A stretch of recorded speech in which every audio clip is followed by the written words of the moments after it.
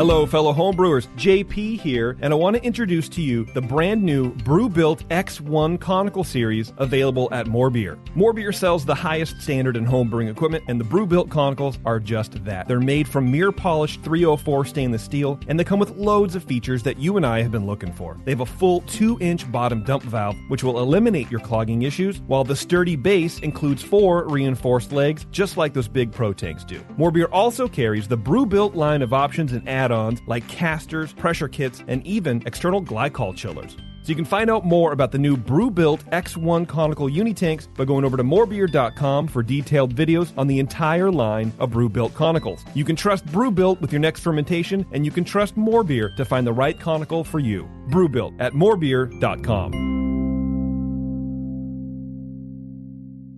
The Session is brought to you by morebeer.com, where every day you can enter to win the beer trip of a lifetime for 2 to Belgium. Private tours, round-trip airfare, and $500 to spend. Enter now at morebeer.com. Great beer is about drinkability. Doesn't matter the style. You guys are like walking beer Wikipedia. That's the first time that you've ever accepted me as a person. Or you have a fermentation in your gut. I'm jet propelled at all times. How many guys do you think that you have the privilege to slap? Somebody who's never tasted a commercial example, and this is how you know everything about this beer? Please, you don't. I think that's bullshit. I think it's bullshit too. Wow. Are you guys going to arm wrestle? No. We're going to teabag fight. Yeah. You heard of Junkyard Wars? Can I get another high five, Beavis? Now, live from the Brewing Network studios in Northern California, this is the radio program for home brewers, craft brewers, beer lovers, and beer geeks. It's your only source for live beer radio that brings expert brewers together with, well, expert drinkers.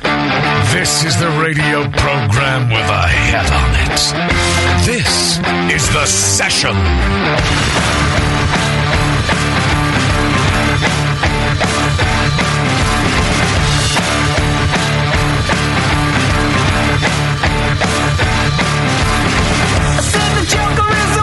All right, busy show today. We've already had a visit from homeless John. Chuck. Oh, Chuck, homeless Chuck. The Martian. Chuck the Martian. He wanted a sandwich. You can see the video of him receiving said sandwich on Twitter. Came in. We haven't seen him since. Did you post the video? Oh, yeah.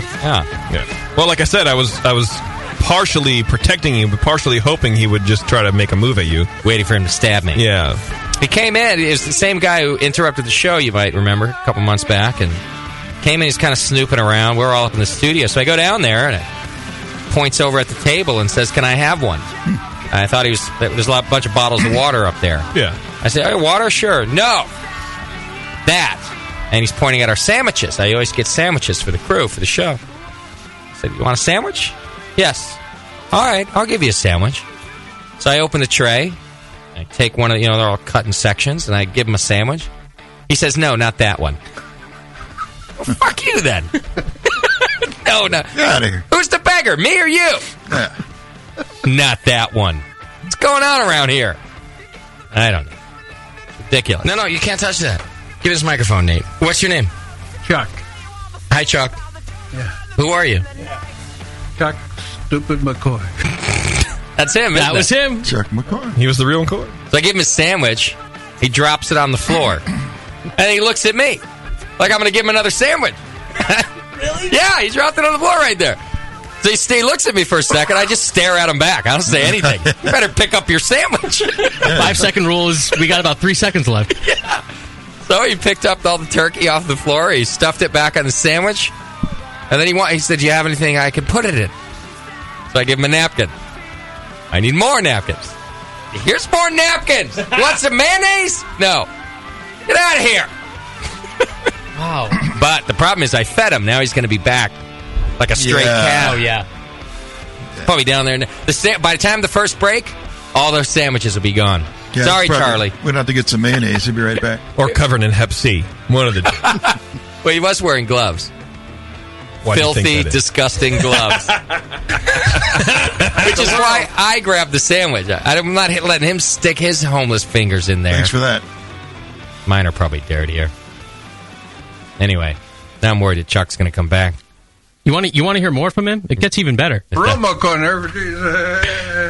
Oh, that's what he started. He said the same thing on the way out this time. Oh, he started speaking Martian. Yes. About JFK. Because I said, now this is where you might have thought I was going to get stabbed. I said, have a nice day.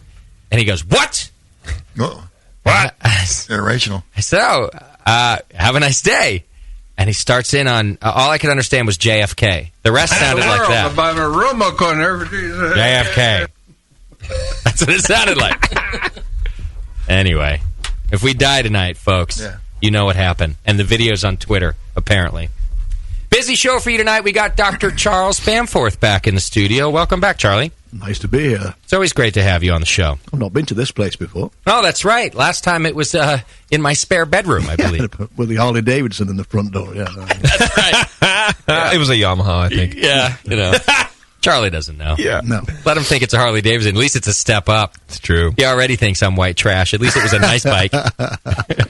Yeah, now we have a real studio. All right. Although next time you see us, we won't be here anymore. Well, there you go. It's nice why it's lasted. Yeah, that's right. And I love the company you keep as well, Yeah.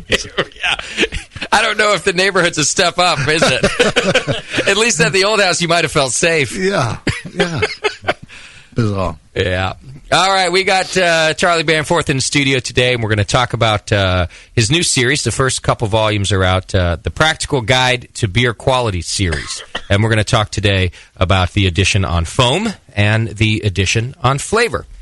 So if you've got questions about that, 888-401-BEER, or hit the chat button on the homepage. Bevo will be here shortly to take your questions and your calls. So if you got questions about foam or flavor, Charlie's the guy, Charlie makes fun of himself a little bit. His life work, he says it's on bubbles. Yeah. He dumbs it down to bubbles. I spoke on Friday night at the UC Davis Medical School, medical system, and I was talking about beer, and I said, they call me the Pope of Foam because I'm devoting my life to working on bubbles. I mean, you're just working on, health. Right. And those sorts of things. But, what I'm doing is really critical. Well, you're like a clown then. Yeah. Clowns do the same thing, right? That's right. I make people happy, Right. And blow lots of bubbles. Yeah. Well, see, Charlie does that. He dumbs it down a little bit. But I read through this, and I read about his work on bubbles, and I can't understand every other word. It's a very complex topic. Can you imagine if the book wasn't called Foam, it was called Bubbles? You might sell a little less, I guess. Yeah, I probably. That'd be amazing. It's sad enough to have a book called Foam, though, isn't it? But whatever. Hey, this is your lot in life. Yeah. It is, and I remember years ago I went to my first boss in the brewing industry. I said, I don't think I'm fulfilled, really. I'm not doing, life's work. And he said, don't you think it's important to make people happy? I said, yeah. He said, well, bloody shut up. Yeah. Makes a good point. Yeah. So I've stuck at it ever since. All right, so we're talking to Charlie tonight, and we'll be getting to that in just a few minutes, so hang with us. But hit the chat button, get in there now, and you can send your questions on over. And questions about other beer topics, too. I mean, Charlie is the professor of beer, so I'm sure he'd be happy to help if you got questions about the scientific process of beer, certainly stability in beer and things like that. We're here to talk about it with Charlie tonight. We've also got another guest who's going to join us a little bit later, Todd Ruggieri, who is going to be doing the Connecticut Pour Tour for charity. So you'll learn all about that. It's a pretty cool thing where he's getting to go to apparently every bar in Connecticut, plus every brewery in Connecticut, on a charity tour. And he raised a lot of money the last time he did this. So it's really a good cause. So we'll find out that from Todd just a little bit later. Now, Connecticut being my home state, Scott, I was already surprised to see in my notes that there are now like 30 breweries in Connecticut. Do you have any idea how many there were when you left? Like, what, a couple? I really would be guessing. I have no idea. But, yeah, if we're talking, two. I mean, maybe two. I remember that there was when I left, there was a small one that had just started in somewhere in Hartford. It was terrible, by the way. Hartford. There was one called, I forget. I'm sure they're still around, so I'm sure the beer's gotten better. But they had whatever the brewery was called. They had a beer named something like 10 Pennies, And the problem with this beer was that it tasted like 10 pennies. That is the old Burnside Brewing Company with 10-penny ale. They're successful, so I'm sure that they've solved this problem, so please forgive me, 10 pennies people. But I remember going there when I was just getting into beer, and a friend said, "Oh, you should try our craft beer." And they gave me the 10 pennies, and I said, "Well, it's aptly named." If Dracula drank beer, this is the beer he would drink. It was uncanny that the two things were so similar, the name and the beer. Well, they probably named the beer after its off flavor. It tastes like money. Yeah. I'm sure they've learned a thing or two since then, so I do wish them well. But anyhow. It's called 15 cents now. Yeah. But 30 breweries in Connecticut. Maybe I should go back and visit Connecticut. Maybe. See what's happening. Catch some basketball while you're there. Yeah. He said there's 169 towns, and he's beering in every single one of them. Wow. Can you imagine? Every single, just even town in the Bay Area, that would scare me. Oh, yeah. All right, we're going to have to find out about this. I hope he has a DD. We'll talk about it with Todd a little bit later on in the show. Let me get through some announcements so we can get a move on and get to the good stuff with Charlie. Don't forget that the American Homebrewers Association Governing Committee elections are going on now. And there are something like 25 candidates to choose from this time around, which is why we're not interviewing them on the Brewing Network this time. There's just too many people to interview. But there's a lot of great candidates. Our very own Kim Wood here from the Brewing Network is running. Mike from Society, he's running, and there's really a lot of highly qualified candidates. If you go to homebrewersassociation.org, you can read each candidate statement, and I encourage you to do so. You do have to be a member of the AHA to vote, and if you are a member, it's really something that you should be doing. These are the people that represent you. I'm on the governing committee. Charlie, I bet that comes as a surprise to you that they let me on an actual governing body. Well, there's always got to be some oddballs around in any organization. Yeah, I'm the guy that they bring in to, give that off opinion. Yes. Right. Yeah, out of left field. So that they know all their other opinions are good. Right. Before they bring you in, they're like, "Okay, guys, look, we're going to bring him in. Just let him give his ideas. We'll thank him, but no, really, just hold it in. Yeah. And when he leaves, we'll continue on with proper business." As soon as another board member starts to feel a little unconfident, a little down on themselves, they bring me in. And it works every time. They come out of there going, "Shit, I'm running again next term." Yeah, that's great. So the AHA Governing Committee, it actually is really important. They run a lot of the decisions that the Homebrewers Association has to make across the board, and we make recommendations. We look out for you. We try to think about what you'd like to see happen to your membership and speak for you. So if you'd like to have a voice, the best way to do that is to vote for the candidate you think is most qualified. So go to homebrewersassociation.org right now, and please cast your vote for a governing committee candidate. If you're not a member, you can become one by clicking the AHA link right on our homepage. Hop Grenade, the tap room, is coming soon. Just keeping that out there for you. A little reminder. As of now, we're still looking to open in April. Looks like after the Craft Brewers Conference in April. Although these things change all the time. Permits and construction and homeless people getting in the way. It happens. So we'll find out. But we're looking for, mid to late April still opening. Right there in Toto Santos Plaza in Concord. Go to thehopgrenade.com and you can keep up to date over there. We've got new merchandise in the store all the time. We have Brewing Network onesies in there. You got a lot of grandkids, don't you, Charlie? Growing all the time, yeah. None of the onesie size? No. Yeah, we've got one that's just 2 weeks old. Oh, fantastic. Luke Charles. I might have to send over a Hop Grenade onesie as a... that would be great. Okay. That's right. He's happy, Charlie. Beams. Beautiful. Oh, yeah. Well, they all say assistant brewer on them, too, so if he's around the brew house, then there you go. Absolutely right. Definitely cask condition. Yeah.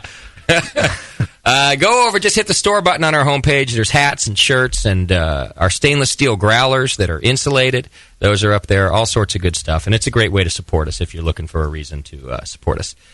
All right, Amazon, you can do it. You can support us through Amazon, too, just by clicking the Amazon link on our homepage. All the shopping that you do gives us a little piece of the action. Do we have an Amazon product of the week? The DJI Phantom Aerial UAV Drone Quadcopter for GoPro. Oh. For 500 spots. Someone bought a drone. Really? Yeah. Drone. I think it says Barack Obama, Washington, D.C. 500 of them. I feel like I need a drone.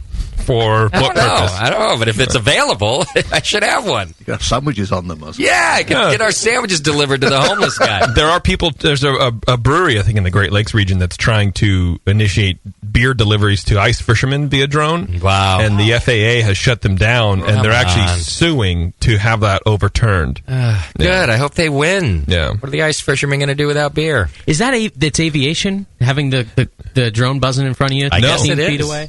Is flying a kite regulated by the FAA? Oh, well, it's attached. You can't. You're supposed to keep it within distance, and it can't be a certain amount of feet above the ground. And so the FAA shut them down. You need a special permit, but that's what they're trying to overturn. Is that it was illegal. What about remote helicopters and planes? Anyway, that's been around forever.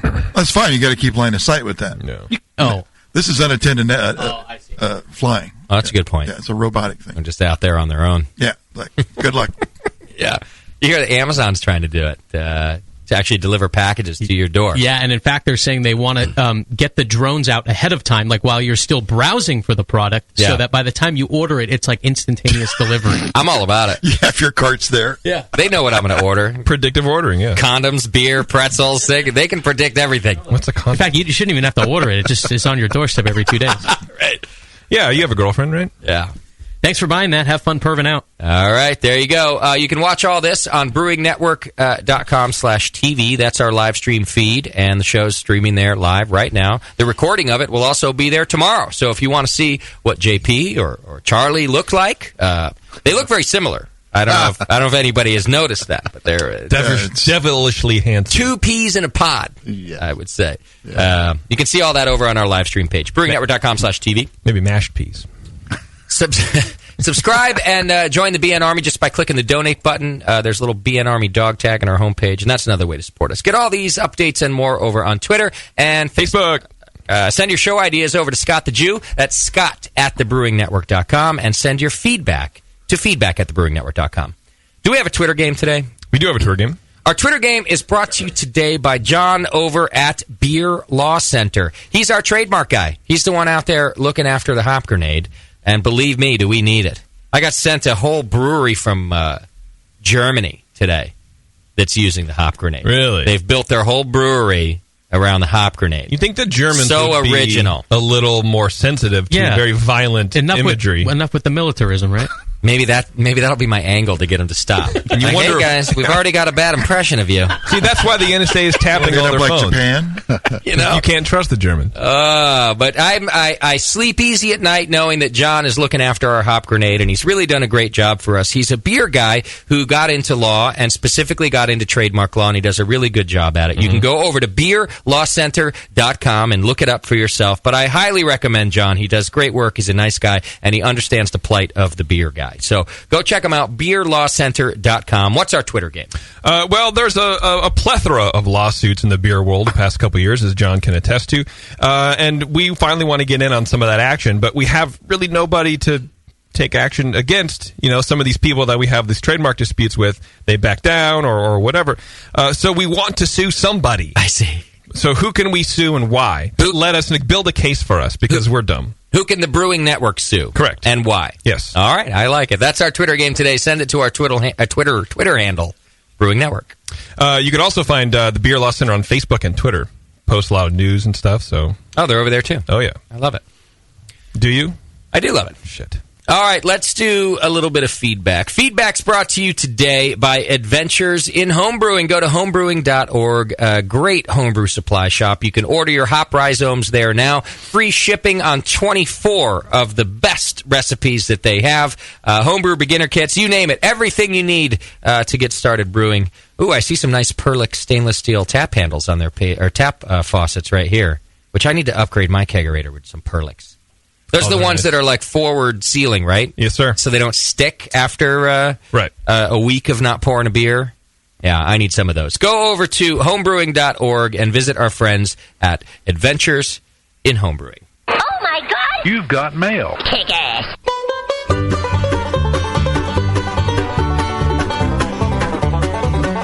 All right, in the feedback this week, hey, Justin and crew, a few shows back, I heard someone say that you wouldn't be attending the National Homebrewers Conference this year due to the Hop Grenade opening up. Then last week, you said you hope to open in April. So can you please clarify your plans, if any, for this year's NHC? I only ask because it'll be my first time going, assuming I get tickets, and I was hoping to go to the anniversary party, plus get to meet you guys. We are going to NHC. If I said that, I was either extremely drunk or you're mistaken. I did not. We always go to the National Homebrewers Conference, and this year is no exception. It's in Grand Rapids, Michigan this year. Registration is happening now, by the way, isn't it, Tasty? Yes, it's open right now. Yeah, you got to go get in on registration now if you want to go. It will sell out. It's sold out for the last couple of years now. They do have more capacity than ever, but still, do it now. We will be there. We're also working on our anniversary party as we speak. We're trying to nail down a location, so that will also happen. It usually happens on the Wednesday night before the conference. We get you all hung over, and then the conference starts on Thursday. So don't worry about it. That's from Chris. We will be there, so get your ticket and expect to see us. Probably even JP. Yes, I will definitely be there. Absolutely. You kidding me? Would I miss the chance to go to a place like Grand Rapids? Are you serious? Yeah. There's going to be a lot of poutine to eat. Oh, I like poutine. Why? He's such a tyrant. Not that one. Oh. No. All right, Mike writes in, hey, Justin, Scott, JP, and the rest of the crew. I have to admit, I was thoroughly misled when I did not receive my invitation to speak on the session as a candidate for the AHA Governing Committee in this year's election. After listening to your recent episodes, however, I realized immediately that there's much more important and pressing beer content that you need to cover. I mean, who wants to listen to 25 extremely qualified, passionate, and dedicated AHA Governing Committee candidates give an interview when you can talk about the Red Eye Olympics or Bevo's anatomy or the linguistics behind the pronunciation of L's and R's among Asians? Very important. Well, at least he understands. That's right. Who wants to listen to you? That's right. He's got blowhards. Got a great point. Yeah. We got important topics to discuss here. On the same page as us. So that's Mike, who is running. I think that's Mike Sardina. Is that his last name? Oh, yeah, the guy from Society. Yeah. Well, there you go. That's his opinion. And finally, our last feedback, our spam of the week. It starts with a good day. God spoke to me in spirit to share this with you. Please kindly sympathizes with my current situation to assist execute this noble project. I like it so far. Clearly a Google Translate number. Yeah. My name is Isabella Caramel. I escaped tsunami disaster some time ago, which affected my spinal cord, my eardrum, and claimed my entire family. Why do I always laugh at the disaster part? Because it starts out pretty terrible, and then it just builds, and then suddenly... It should have ended with eardrum. That would have been funnier. If it would have gone, it affected my spinal cord, claimed my whole family, and hurt my eardrum. Why leave that out? You're right. Ruined my permanent. Let's see. It might shock you to know I was eventually disabled as a result of catastrophe that struck me. Shocking. I am shocked. I didn't see it coming. Perhaps now I'm on a wheelchair. Neither did she. After all form of treatment and to no avail. Well, is she or is she not in a wheelchair? Perhaps. Because of my present condition, I finally decided to give a better life to the poor in the society. Here's where we get our dues. Right? All tragedies lead to altruism. Right. It is my legacy to build charity organizations for the less privileged, since my health has finally confirmed deteriorated. I need your candid, voluntary support to execute the project, to make this dream a reality. I have decided to invest $10.6 million to help the less privileged. Why 0.6? Why not 0.5 or 11? She needed the other 0.4 for her, perhaps for her wheelchair. Her robot legs. Therefore, you are chosen from my heart to help receive the funds where it was kept secretly to build charity organizations for the less privileged to have some better life. Was her heart kept secretly or the 10.6 mil? I don't know. Sentence structure. You got to be careful. Please, I will appreciate if you can indicate interest to help actualize this last dream. Please email me at caromelm@yahoo.com.hk without delay, as I need to hear from you soon.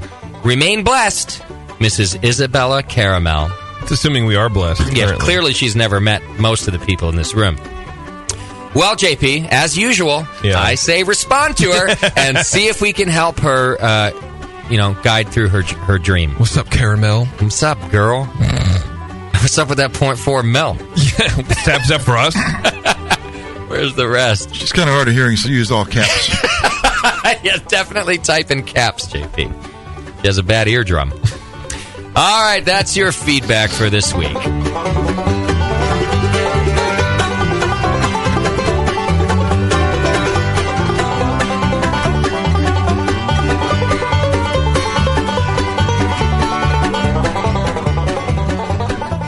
All right, as I said, we got a busy show for you today. We got Charlie Bamforth in the studio. We've got Todd talking about his beer tour in Connecticut, so we're going to get to it. We're going to take a quick break here, and when we come back, we're going to talk about Foam and Flavor, the new product out of the giant brain of Charlie Bamforth. Don't you mean Bubbles? Bubbles. Bubbles and Flavor. Otherwise known. We should just change Charlie's name to Bubbles. That was my grandma's name, you know. Hey, Bubbles. You kind of look like her. That'd be perfect. Yeah. Good nickname. I should wear a pink shirt for that.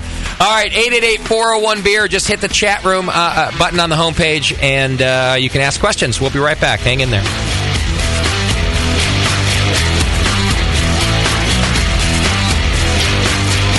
You're listening to the Brewcasters. Brewcasters on the Brewing Network. Since the first time the Brewing Network microphones turned on, More Beer was behind it. More Beer sponsors the programming on the BN because, like you, they love brewing. And like the Brewing Network, they love sharing their knowledge. Morebeer.com isn't just a website to place your next equipment or ingredient order. Morebeer.com also gives you access to free beer information that will make you a better brewer. Go to morebeer.com and click into the Learning Center. You'll find podcasts, technical facts, video tutorials, and more, including access to The Buzz, More Beer's social network of more than 5,000 members. And some of them might even be crazier about beer than you are. Get over to morebeer.com today and take advantage of The Buzz, the forum, the Learning Center, and make sure you're signed up to receive the newest More Beer catalog. More Beer, bringing you absolutely everything for beer making. Hi, I'm Jamel Zanishev, and in addition to my work on the Brewing Network, I write the Style Profile column in every issue of Brew Your Own magazine. Hi, I'm Sean Paxton, and when I'm not prepping for the Home Brewed Chef on the Brewing Network, you can find me writing articles on how to cook with your home brew for Brew Your Own magazine. Greetings, cretins. This is John Palmer, and when I'm not writing for Brew Your Own, I'm reading it. John Palmer, Sean Paxton, Jamil Zanishev. If you love listening to them on the Brewing Network, you'll love reading their articles, tips, and recipes in the pages of Brew Your Own magazine. Join Jamil, John, and Sean 8 times a year in Brew Your Own. And when you subscribe to BYO on the Brewing Network website, half of your subscription price goes right back to the BN to support great beer and food programming. So sign up for Brew Your Own magazine through the BN website today so you can listen and read your way to better homebrew. The 21st Amendment. Watch out! Do you like beer? They make beer. Watch out! Do you like friends and fun? They make friends and fun. Watch out! Do you still like to have a good time? The 21st Amendment. Watch out! The 21st Amendment in San Francisco, located at 563 2nd Street, 2 blocks from the building where baseball is seen and played. Try their beers in the pub or try them in the can, featuring Monk's Blood. Made with real monk. Watch out! So why not have the best time of your life? Go to the 21A and Sean O'Sullivan will personally greet you with a can of Monk's Blood. The 21st Amendment. Watch out! This advertisement is not in any way affiliated nor associated with the 21st Amendment Bar and Pub, nor its subsidiaries or affiliates. This telecast is not copywritten by the 21st Amendment for the private use of the Brewing Network. Any use of this telecast without Jamil Zanishev's consent is prohibited. Suck it, JP. A vial of White Labs yeast is the key to your best beer. When you open a vial of White Labs yeast, you're giving your beer its best chance for a perfect fermentation. In addition to their already incredible variety of yeast, White Labs is proud to announce WLP 90, San Diego's super yeast, now available year-round. WLP 90 is super clean, super fast fermenting, with low esters and has a neutral flavor and aroma profile. It's alcohol tolerant and highly flocculent. For more of the latest White Labs news, click over to whitelabs.com, where you can read reviews of yeast, learn in the lab section, and join the customer club. And if you should find yourself in San Diego, White Labs has a brand new training facility for craft brewers and home brewers alike. whitelabs.com. Discover yeast, nutrients, enzymes, and more for commercial breweries, home brewers, and homebrew stores. White Labs. It's all in the vial. A few things happened 30 years ago. ARPANET migrated to TCP/IP, and the Internet was born. Revenge of the Jedi was renamed Return of the Jedi and opened in theaters. Mila Kunis and Emily Blunt were born, beginning a rad fantasy in my mind. But all of that pales next to the fact that HopTech opened its doors and began blowing homebrewers right out of their mash tuns. HopTech doesn't fuck around.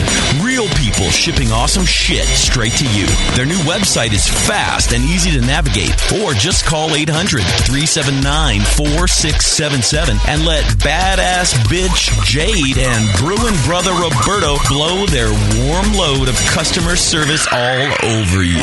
So visit the site or visit the store in Dublin, California, and support those that support you. Get your brewing on at hoptech.com. This is www.thebrewingnetwork.com. Sit down next to it, grab yourself a paper towel, and watch those yeast have sex. You're listening to the Brewing Network.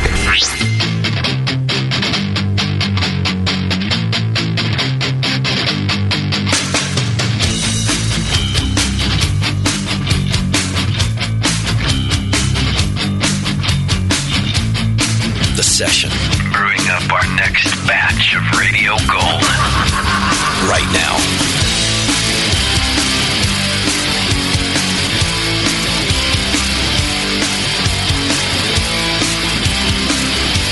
All right, welcome back to the program, and thank you for sticking with us. I want to let you know real quick about a great sponsor of ours, ThatBreweryGame.com. You remember me talking about these guys, right, JP? I do, yeah. ThatBreweryGame.com, I mentioned that they were about to celebrate, well, they are celebrating for this month that someone is about to brew their 1 millionth virtual beer. Oh, that's right, yeah. It happened as of yesterday. Wow. That's right. They're celebrating their anniversary, and somebody brewed their 1 millionth virtual beer over at ThatBreweryGame.com. So they're celebrating their anniversary. It's an online game completely dedicated to brewing beer. Brewers love the game, and as I said, as of this week, they've brewed 1 million virtual beers. So Rob, the guy who created the game, has been telling me about it. He's telling me about what he calls the game's brewing engine. All right, so it's actually a smart game. It learns what you do. Yeah. In other words, it's a computer code that takes the decisions made by the player and turns them into virtual beer. It's kind of a computer model of the brewing process. So it kind of goes like this. A brewer builds a grain bill and a recipe using brewing ingredients that are unlocked as you play the game. Then, in the mash tun, the player adds heat to raise the temperature of the wort and convert the starches. Mashing includes resting periods to allow different enzymes to work the wort and increase sugar content. The brewer tracks their progress using in-game thermometers and a hydrometer. So it's really just like you're brewing physically. The wort's lathered and sparged and moved to the kettle, where hops can be added at various stages to change the character of the beer. Yeast is added after cooling, and the fermentation process starts, and the player has a choice of racking the beer halfway through fermentation and can even bottle condition using various primers. The game engine handles all of this, basically, and keeps track of the player's decision, so that the result is a beer quality score, which is a rough estimate of how well the player brewed to match the particular beer style being made. So you can see how it actually is a game, and it kind of monitors your progress and gives you a score, and that's how you decide if you brewed well or not. Yeah.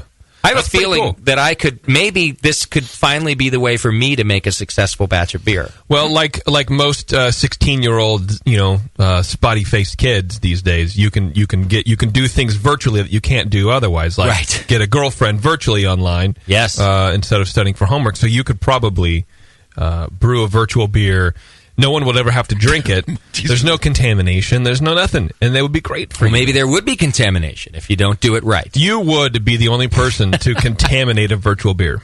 What if during the Brewcaster Challenge, you brewed your sports beer, and alongside you used that brewery game and brewed a virtual sports beer? And then you would have one actual good product at the end, Maybe. The one you made in the game. My problem with your suggestion is, what if I failed at both? That would just be too much for me to take. I can't... Well, you could take a leap off the railing into the muddy depths of the Martinez Creek. All right, go check it out over at thatbrewerygame.com. It sounds like a lot of fun, and Rob's a good guy over there supporting the Brewing Network for quite some time. Check it out, thatbrewerygame.com. All right, as I mentioned, we have Dr. Bamforth in the studio. We like to call him Charlie, whether he likes it or not. No, I like that. Good. I noticed the guy who stole the sandwiches was called Chuck. Just don't call me Chuck. Yeah, right. That has a negative connotation in our world. Yeah. Charlie will work. Yeah. You're going to sandwich anyway. Yeah. Even Bubbles will be better than Chuck, I think, at this point. I'm not sure about that. But, right. So you have a series of books that's coming out, and the first 2 volumes are available now. Is that right? They are, and they're published by the American Society of Brewing Chemists. So if you go to the American Society of Brewing Chemists website and go to the store, you can buy them. And the first one's on foam, and the second one's on flavor. And they're troubleshooting guides, basically. They're a bit like a car manual, It'll tell you all about what's what and where's where. But at the end of the book, it leads you through how to sort out your problems if you've got a problem. And it's clearly breaking it down into the various parts that you might find. Rather than one large textbook where you had to cover all of these things, these are more these sort of shorter manuals on a specific problem. Yeah, I mean, the cynic would say I got 6 books there and 6 lots of royalties, but right. And of course that's not the way it is at all. But so each one is focused on a specific aspect of quality, and I talk about what the basis of it is and why it's important, and in a fairly gentle way, what the underpinning science is. Okay. And then how the process and raw materials and process and so on influence that quality thing, and how to sort out the problems. Was this series your idea based on your experience with students, that they needed more of a breakdown than a textbook? It was certainly my idea, but not so much based on students, but based on what I perceive the need is in the industry. Having come out of the industry in the UK and having been a quality manager, I know full well that from time to time things would go wrong. Yeah. And the first thing that happens is everybody panics, and you change everything in sight, and suddenly the problem goes away, and you think, well, what the hell happened, And so really, it's for all the different things that can conceivably go wrong, how do you approach it in a logical and systematic way to make sure you get the very best? Okay. And, while I say they're sort of short, and you call them kind of manuals too, that by no means means that they're not actually very in-depth and very descriptive. I mean, even thumbing through a little bit of foam, we're talking about some very in-depth coverage of what about foam and retention and... Yeah. Well, I would like to think that if you buy that book and you read that book, you're pretty well understanding all the ins and outs of bubbles on beer, and how to achieve good foam stability and what can go wrong. So there's a lot of science in there, but hopefully it's in a fairly reader-friendly way. It's not heavy-duty science. You don't need a PhD to understand it, I hope. No, I don't think so. You do have to have, I would say you do have to have some basic understanding of science. You might need to know what polypeptides are. You might need to have a basic understanding of proteins and things like this. Because you're not dumbing it down so far that every time you mention a scientific term, you then go off on defining that for us. Correct. Yeah. So, I mean, the starting point is you know a bit about beer, and you know something about brewing science. And then this builds on that. So, it won't be the first book you should ever read, but if you're a brewer, whether it's a home brewer or a professional brewer, it should be the book you turn to lead you through handling problems. In fact, I would say even a very novice home brewer, if you've brewed several batches and you find that you're having trouble with head retention, for example, I think you'd already be geared up to read foam. Yeah. And it would give you an understanding of the different parts of the brewing process that you might be kind of messing up. Absolutely. Yeah. And it's something that actually is it's not the well, how can I say this? We've actually found something that's actually, we've got a different conclusion now to what's in the book. Oh, is that right? So some things are not necessarily tablets of stone. Okay. At the 95% level, I'm very comfortable with everything we're saying there. But we've actually changed our opinion about one thing since that book was published. Do you want to talk about that now? Yeah, if you like. What is the one thing? Well, hate books. Should have never done that. No, we actually, the received wisdom is that if you want to improve and get and develop a beer that's got a really good foam, that one of the tricks you can play is put some of the specialty malts in there, some of the caramel malts and so on. And the received wisdom is these caramel malts actually boost the foam. Actually, we found for a lot of these quite the opposite. And we've actually found some materials in some of the caramel malts, not all of them, but some of them, and I'm not going to name names and brands. Brands, okay. But for some of them, there's very much some material which actually screws the foam and damages it significantly. And I'll tell you, there's a professional brewer that I can't name, but he's listened to this and he's taken away one of these products from his brews. And now he's actually getting too much foaming in his fermenters. Oh, no kidding. Yeah. So, it's a two-edged sword, So he's taken away that. He's got more foam in the fermenter. Wow.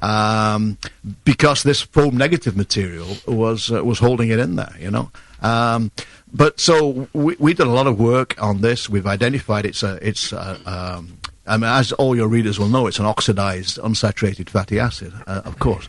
Of course. Absolutely right. Nate's the only one going, oh, yeah, I know that. Nate actually knew. Yeah. But anyway, it's there, and it gives pink spots on plates. Okay. But when we've done the pilot brews in our nice brewery there at UC Davis, the finished beer, when you use these materials, the foam is not as good. Really? Yeah, it's not as good. So what was the premise that we thought before, that these caramel type malts would add more proteins to the brew? Well, I'll tell you how it started, and it's amazing how you do some research and your whole the whole basis of the research changes. So I had this student, and we were talking, and I said, there's a guy called Bishop years ago, and he said, when you heat malt, when you kiln the malt, there's the proteins and there's the carbohydrates. They stick together, and they give really good foam stabilizing materials. So the rationale was, well, if you really heat really strongly, you'll get more of these foam positive materials. And sure, if you get black malt, it's fabulous. But some of these stuff that was strongly heated but was halfway there, the caramels and these sorts of malt, they actually contain increased levels of foam negative materials. So any foam that you've got, if you've got a beer, the quality of the foam, the stability, is a balance between positives and negatives. Okay. And so you've got positive material in these materials, but it just happens that the negatives outweigh it, What are the negatives? Like lipids, fats? Lipids, oxidized lipids, yeah. Okay. And they seem to be produced during this stewing stage that you get when you make some of these caramel malts. Now, we've screened, 20 or so of these caramel malts. Most of them are foam negative. Wow. Most of them are foam negative. So are you finding that higher kilned or higher Lovibond crystal type malts that have more of this, or is that not a factor? No, it's not as simple as that. We actually found that some of the less Lovibond caramels were actually crystal malts were actually more foam negative.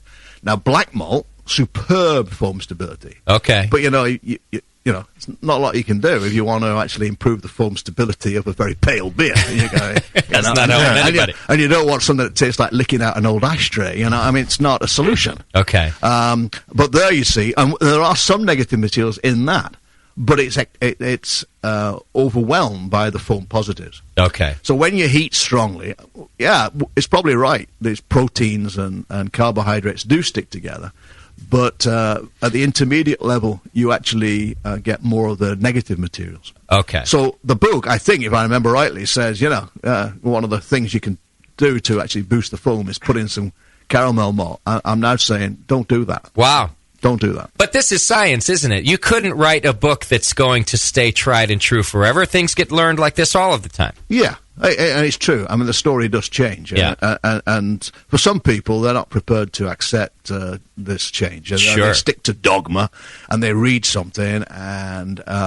this would be a perfect time for you to deny this evidence, Charlie. I know. No, but you're not doing that. No, I'm not, because I'm an honest, and I'm a sweet and innocent guy that actually... I'm searching for the truth. Yeah. And the truth is that, for some things, if you delve deep into them, it's not quite the way it seems. Yeah. And it's only since really going into this with actually 2 master students that we've actually ground the dust really fine on this. And there's no getting away from it. It is a fact. Okay. Oh, that's good stuff. Well, yeah. It's sad, but it's good. Right. Yeah. Now... I want people to buy the book, so I don't want you to give away everything. But what are some things that contribute to better head retention and better foam? Well, obviously, it's very much influenced by the raw materials. So the more protein you've got in the raw materials, basically, the better it is. So if you've got 30%, 40% corn or sugar, it's going to dilute out all that protein. Okay. The more bitterness you have, the better the foam stability is going to be. Really? Yeah. So foam, the bitter substances are very foam stabilizing. Of course, the reality is, these are things you can't change because if you're not careful, it'll take you away from the recipe for the product. But if you want to design a new beer for really good foam stability, then a lot of pale malt, actually wheat malt, the proteins from wheat, molecule for molecule, are better than the ones from barley.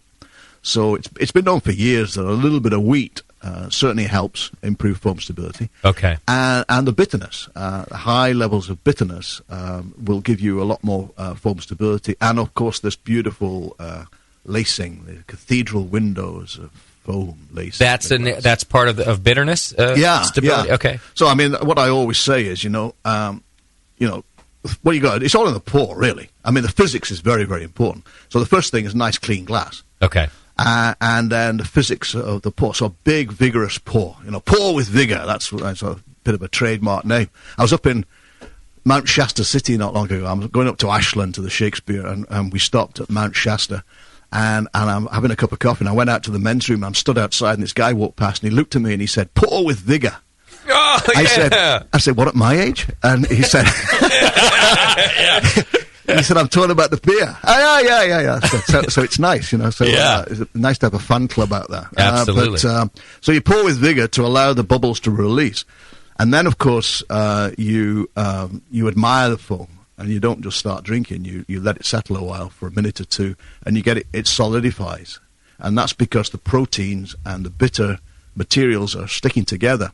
And when you sip the beer, only from one side of the glass, you don't keep turning it around, you sip it from one side of the glass, you get these rings of foam. Okay. But it's got to be a clean glass. Sure. That's always helpful. Absolutely. Don't the Germans understand this pour with vigor process better than your countrymen? Yeah, well, it depends where you are. Okay. In my country, where your charming young lady comes from, down south, they don't tend to have very good foams on the beer. Okay. But the further north you go, woe betide if you don't have good foam. So in Yorkshire, for example, you have pint glasses that are oversized. So you have a line on them that marks the imperial pint. All right. And then you have space on top for the foam. And when I was a QA manager in the north of England, the first thing that people would complain about was the bubbles. Oh, yeah. And they weren't mincing, bloody rubbish, beer's bloody rubbish, and it's because it ain't got a foam on it. I see. And usually it wasn't anything to do with the brewery, it was all to do with the bar.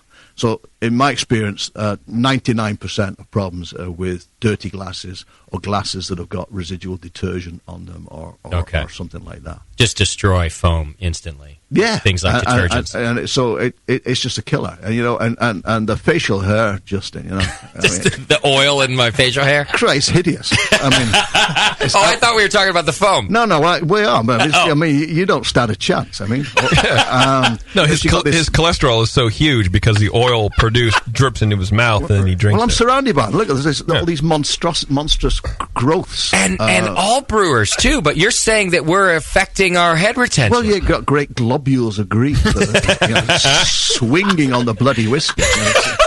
and dripping into the foam and killing the foam. Yeah. I had a guy in my a class. I do these 1 week classes.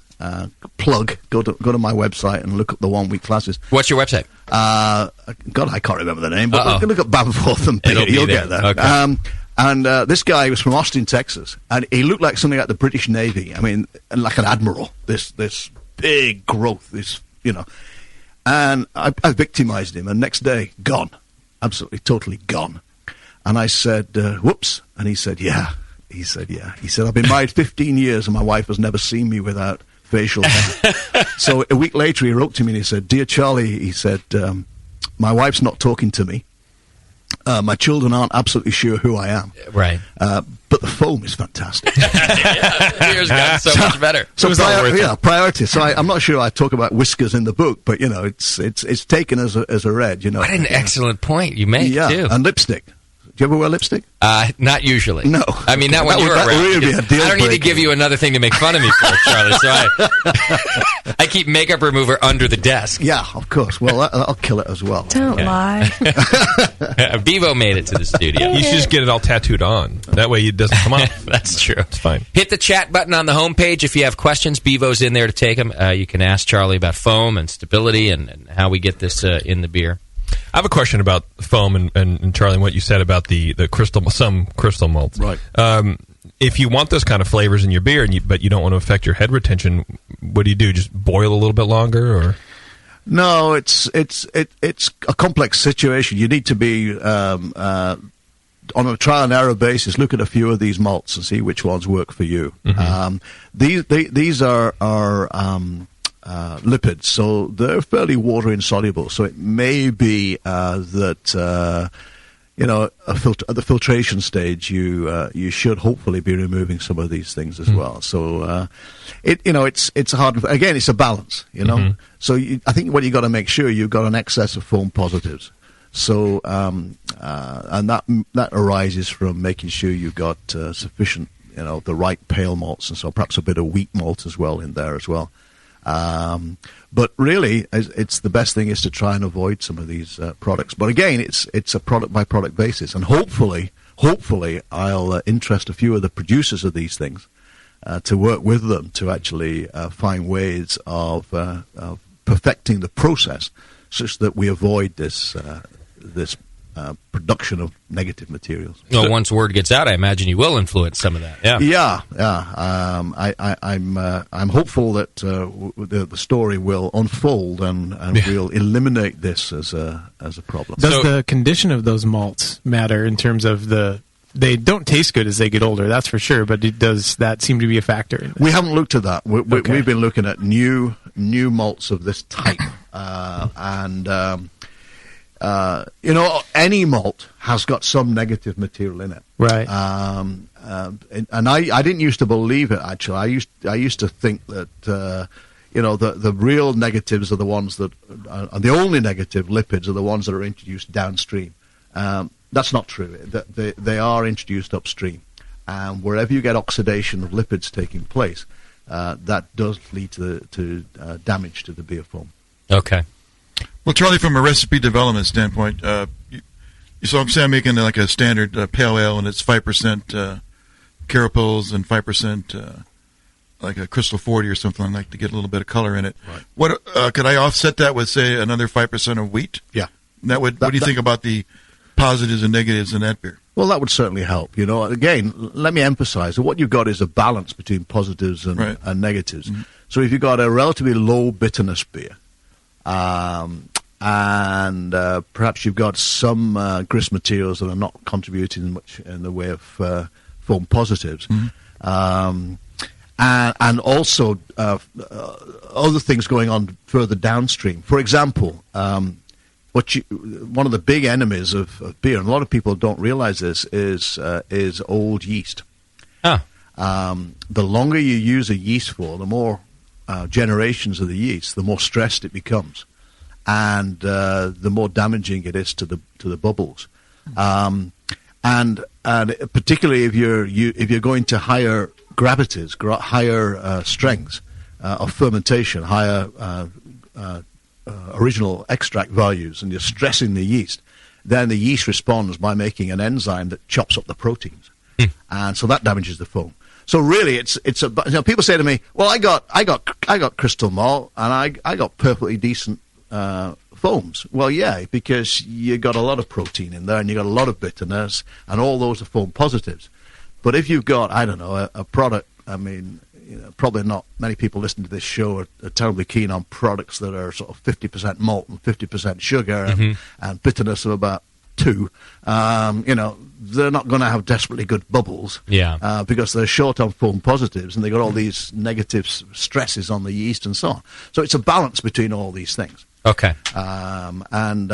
I mean, the book will tell you all that. Sure. Aren't there a lot of breweries that use the same yeast for many, many generations? Yeah. How are they in my counteracting hometown? that? Well, I mean, they're not.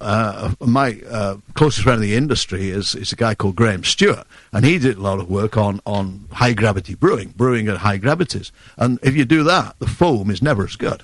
Never as good. And if you're taking yeast from generation to generation to generation, it's getting more and more senile. And the last thing in the world you want for a good beer, from any perspective, whether it's bubbles or whatever it is senile yeast. So the reality is that, backslopping of yeast has been going on in some companies for a long time. And all I'm saying is it ain't doing the bubbles any good. Charlie, one day you're going to come in here for an interview and your senility will have begun. And I'm going to have to say to you, hey, Charlie, you ain't doing the bubbles any good anymore. No, and that's true. But the good news about beer is that there's good evidence that it actually counters late, dementia. Okay, and so I'm looking forward to that. Good. When I get old, good. I'm looking forward to being protected. Good in that way. At that point, though, you're going to have to wonder if he's saying it ain't doing the bubbles no good. Is he's talking in the third person? Right. Or that's true. You guys want to do the first question from Does Professor Bubbles Know? Yes. So if it's about kitties, then yes. We thought we'd have a little fun. This is more about us guessing what we think Charlie knows than what it is about what Charlie knows. And we put together just a little bit of trivia. We'll ask Charlie the question, and before he answers, did you record it? Oh yeah, it's pre-recorded. Yeah. Oh, okay. Yeah. So we've played this game before in the form of Stump the Stoner. But this time it's Stump the Scientist, really. So we'll get the question, and then we'll go around the room, and we're basically guessing if we think Charlie knows the answer or not. What does DCI stand for? Does anybody else know what DCI stands for in beer in the room? Nate's shaking his head. Wow. Nate doesn't know? Then nobody knows. That's why I started over here at Nate, because I knew that no one else is going to... Charlie knows this. He knows it. Because... He's got to know it. Because he's got to. That's why he knows it. Do we get to know where you got this question from? Yeah. This one was from the Pro Brewer forums. Oh, okay. So you just took it out of a forum. The only way Charlie doesn't know it is if it's not a common acronym, if it's not a common descriptor, like it's just some random... You know how sometimes people just start shortening things on the internet? But if DCI is a real thing, he knows it. Well, I'll tell you what the answer is, and if you guys are like, oh, we've heard that term, okay, then that's probably true. The answer is dichloroindophenol. Oh, he knows it. Come on. No matter what I said, you would have said that. I'm going to say we can do this now, right? Yeah. I'm going to say he doesn't know it because the acronym will throw him. Who's going to, Mosky, you going to keep score for this game? Because we got a few questions throughout I'm doing the audio. Someone else I can do it. All right. Keep score. Well, first of all, lose the attitude, okay? I'm kidding. Sorry. I was a sorry, joke. man. All right, I say he knows it. JP says he does not know it. Tasty? I believe he'll know it. Nate? I think I'll know it, but he might not be happy with the acronym. I'll tell you what, Charlie, if you don't know it, you're going to really mess with our heads for the rest of the game. Because it will change everything. Wait, Tasty, you said yes? Yeah, I did say yes. Nate, you said yes? Yeah. Yep. Everyone says, did you know the term, Nate, once I said it? No. No, huh? Nope. And you're still guessing yes? Wow, they have a lot of faith in you, Professor. Beaver, you want to guess on this I game? do. I think he's real smart. Yeah. All right. Sweetie. Beaver says he's in too. Okay, let's hear the answer. Well, what I would say was dichloroindophenol. Yeah! Yes! Attaboy, Charlie. Yeah, but I pointed out that, no, it's not the acronym that we use. I mean... it's not? No, I told you. I did my PhD, using this bloody stuff. Okay. And it's DCPIP. So dichlorophenols indophenol. So I did my whole PhD back in 1973 to 76. Who would have guessed? I say real smart. See, that's even better because not only did you know it, but you know what the knucklehead acronym is. He used to be using something called the indicated time test, and it's a method for measuring oxidation. Oh, okay. Yeah. So it's used all the time now. Not anymore. Oh, it's not? No. How do we measure oxidation now? Oh, well, we have oxygen electrodes, and we have redox probes, and we have one or two other things. You're clearly out of the loop, dude. Yeah. I'm actually ashamed of you. Well, we got a few more, though, so let me know when you're ready for the next one. Okay, sounds good. I have a question that I know is a dumb question, but I want the answer anyway. Right. If proteins are the thing that help us promote bubbles, yes, why not do all protein malt in our beer? Why not 100% protein malt? What happens? Well, I mean, it'd be a disaster. The first thing is you wouldn't have any starch. And so the important thing is you have to have the starch to break it down to produce sugars in the brew house. So you get fermentation, you get alcohol. Okay. Second thing is, of course, there's different types of proteins. There's good proteins and there's bad proteins. So the foam proteins are the hydrophobic proteins, and then there's a haze-forming protein. So, oh yeah, okay. So you get really cloudy beer, and some of the proteins are people are sensitive to them, like the gluten thing, and of course, you'd end up if you broke those proteins down, you'd end up with all these amino acids, and there'd be far too many for the yeast, and they'd all be left behind in the beer, and bugs would grow in them and spoil the beer. So. You just got have the right amount of protein. So it just goes back to balance. Yeah. It's got to be balanced. Balance is everything. Absolutely everything. Okay. Yeah. Let's talk a little bit more about some inhibitors. And one that I want to ask you about, because I noticed it in the book, and I wonder if it affects us homebrewers. It's marriage. It talks about the duration of the boil. Yeah. And how extended or prolonged boils might actually hurt head retention as well. Did I read that right? It's a balance, because what happens when you boil and you denature the protein, and that makes them more water hating, more hydrophobic, and that's good for foam. Okay. People talk about a specific protein. Let's just call it LTP, and if you take this LTP out of grain, it's a lousy foaming protein. But if you take it out of boiled wood, it's very good. And that's because when you boil, you transform it from a lousy form to a very good form by denaturing it. But when you denature, you also make the proteins less soluble. So it's a balance, On one hand, you're improving the proteins. The other hand, they're dropping out. They're getting precipitated, So on balance, excessive boiling is probably a negative thing. You're getting more precipitation. So we constantly talk in this room about a 90-minute boil. Yeah. Is that an excessive boil? No. That's fine. We're talking hours, it sounds like. Yeah. Hours and hours would be excessive. Yeah, again, if you start with a grist, which is loaded with protein, and you're losing it through the process, okay? So whenever you have precipitation or wherever you've got foaming in a fermenter, all those things, you're losing protein. Okay. But, at the end of the day, as long as you've started with plenty of protein, you should have enough left, Years ago, when I was at Bass, we did trials with putting extra protein in the beer. And we hit on egg white. And this was in the laboratory, right? So egg white. For years, I was called scrambled eggs in Bass. Because we put the egg white in the beer and we pasteurized it and we got scrambled eggs. But this was, it didn't go out to trade, Right. Then we modified it and it was really quite good. But, with beer that had lots of protein in it, didn't help at all. But then the boss came in, the top man, he came in, he said, people are allergic to eggs.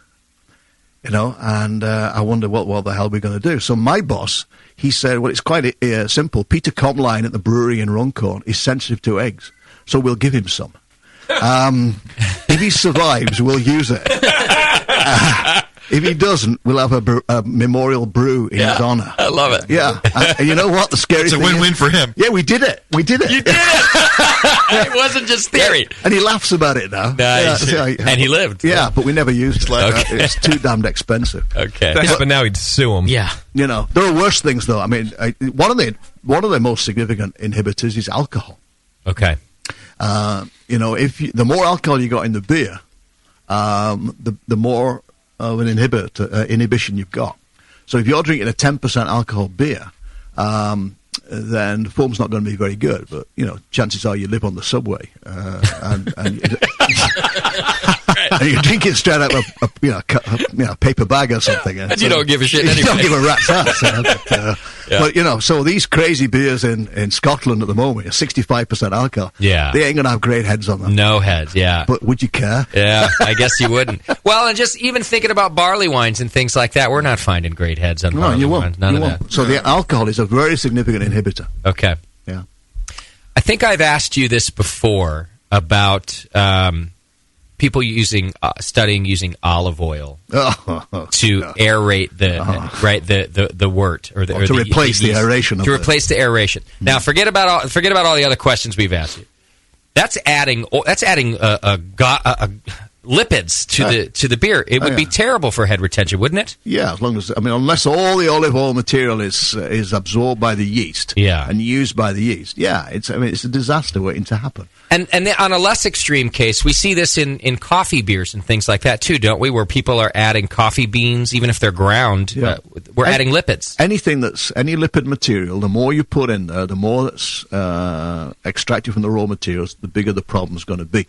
Actually, not only for a perspective of bubbles, but also freshness, from flavor stability and development of rancidity, Okay. Yeah. So, but certainly from a foam perspective, lipid is a serious problem. Got it. How else is Greece going to be able to build their economy back up if we're not buying more of their olive oil? This is insane. That's true. And if you use Italian olive oil, you're crazy. Charlie's not helping Greece right now. No, he's not. He's no friend of Greeks. Greece is not good for head retention. No. All right, before we go to the break, I've got questions we're going to do when we come back, questions from the listeners, and we're going to start talking about flavor. Why don't we do another question? Let's see if Charlie knows it. At what concentration is zinc the most effective in neutralizing the negative charge on the isoalpha acid? I didn't even understand the question as I asked it, but it is a question. You know, it's a good question. Though. I hope the question was correct. I think you actually mean... I hope that's the answer. I hope the answer is, well, first of all, Scott, you're an idiot. Yeah. That's second of all. It doesn't make any sense. Can you repeat the question? You want to hear it again? At what concentration is zinc the most effective in neutralizing the negative charge on the isoalpha acid? The sticking point is the word most, right? Because the most, it seems... Because if there's a variation, and is there an exact number, or does he have to give us a range? And what is effectiveness? Is it what means it works? Perception? Oh, sorry. Right? I thought you were asking a different question. Yeah, I don't even know what effectiveness means. Is it like effervescence? I don't understand it. But does the professor know what it means? He knows. He knows it, and whether it's a range or an exact number, he knows that too. He's going to give the correct answer. I'm going to shoot from the hip and say no. JP's playing the get-ahead game. And I like it. We need some competition. At this point, I'm the only one who said no last time, so I need it. Tasty? He will know, although he will say it depends, but his explanation will be adequate. We'll say, yeah, he knows. Okay. Do you know? No, I don't know. No. Bevo, what do you think? I'm going to go, sure, he knows. Sure. Why not? Why not go with the winner? Bevo's good at these games. I am really good at these games. Anyone with two initials in front of their name that isn't M and R, you should probably go with whatever they say. I'd like to call this game Science with Idiots. Because all you have to do is ask the question and me go, oh, Charlie knows. I feel like a full-on idiot typing out these questions from the chat. I have no idea what I'm typing. Nathan Smith. You all feel smarter in the room because he's here, yes? Yes. He'll rephrase the question and clarify things that JP was trying to clarify and then answer it, I think. Yes. All right. Yes. Go ahead. Bloody hell. Well, if it's for foam stability, we used to use it at 2 parts per million, 2 milligrams per litre. There it is, 2 ppm. He nailed it. Where did you find this? His book. Okay. Well, good job I knew it, isn't it? Yeah. But I tell you, we technically speaking weren't supposed to be using it, but we used to use it at 2 parts per million. And one guy made a mistake one time, and he put it in about 100 times more of it. And he said, "How do you feel about that, Charlie?" I said, "Galvanized." Is it potentially dangerous then? No, it's not. It's good for the prostate gland. Oh, okay. I'll have two. So actually, it is something well worth looking into. I mean, a lot of people put zinc in for the yeast, for fermentation, about 0.2 parts per million. But for foam, you need to put in at 2. And you can't put it in at the start of fermentation at 2 and hoping it'll get into the beer. The yeast will just take it away. Oh. So we used to put it in downstream, and as long as it's legally permissible so to do, it's a very good way to improve foam stability. What form is it in that you're putting it in? We used to use zinc chloride. Okay. But is that different than how it affects the isoalpha acids? Well, what it does, as I'm sure you're eager to know the answer to, it bridges. So it's the condom model, actually. So you've got these proteins that are shaped a bit like condoms with hydrophobic regions on them. And the hydrophobic side chains on the isoalpha acids, as you know, are linking to the hydrophobic regions. And the negative charges then are bridged by the divalent metal cation. I follow. You follow that? I follow. No, that made total sense. But what about the little squiggly things on the side? Did that get? I don't Which know. squiggly things? I was trying to engage. Yes, with, of course. right. Yes. There you go. Charlie, what was your degree in? Biochemistry. Biochemistry first, and you didn't get into beer for some time after. No, I did my PhD, and then I went off to become a postdoc in Sheffield. And then the first job that took my eye, back in 1978, they wanted an enzymologist. I worked on enzymes at the Brewing Research Foundation, which is just south of London, a place called Nutfield. And give us a job, I could do that. So it was either that or Oxford University, actually, as a postdoc. Okay. And so obviously I chose the BRF. And what it was a member-based organisation. Basically, it was a great concept. There was a levy tax on every barrel of beer in the UK, which went to pay for this scientific organisation automatically. I like it. And of course, the biggest paymasters were Bass, and of course, they used it as a recruitment ground. So they would sort of look at who was recruited to BRF. You had to be a reasonable scientist, but also good at cricket. And those are the major recruitment things. So you say, well, what do we need? Do we need a batsman, bowler, and or a wicket keeper or something? And then we'll have that one. And then we'll figure it out. Yeah. And you were decent, apparently. I was all right. When's the last time you played a game of cricket? The day I broke my arm. A long time ago. Okay. Not in this country. Yeah, okay. There's a lot of Indians in Davis play cricket, and they actually approached us to run a hose so they could water the wicket, as we call it. Yeah. And they said, perhaps you come along and play. And Here's your hose. It's a young man's game. But it's a good drinking game, actually. As long as you've got 2 good batsmen, 2 good bowlers, and a wicketkeeper, and the rest just need to be good, solid drinkers. And then you've got a winning team. You had me at drinking game. Yeah, the BN has the middle makings of a great cricket team. Yeah, we got that down. Yeah. All right, let's do this. We'll take a quick break. When we come back, we're going to talk about the second edition, Flavor. I also have your questions in front of me from the chat room, so I'll ask those to Charlie when we come back. If you've got your own, hit the chat button on the homepage or call 888-401-BEER. We'll be right back. It's The Session with Charlie Bamforth.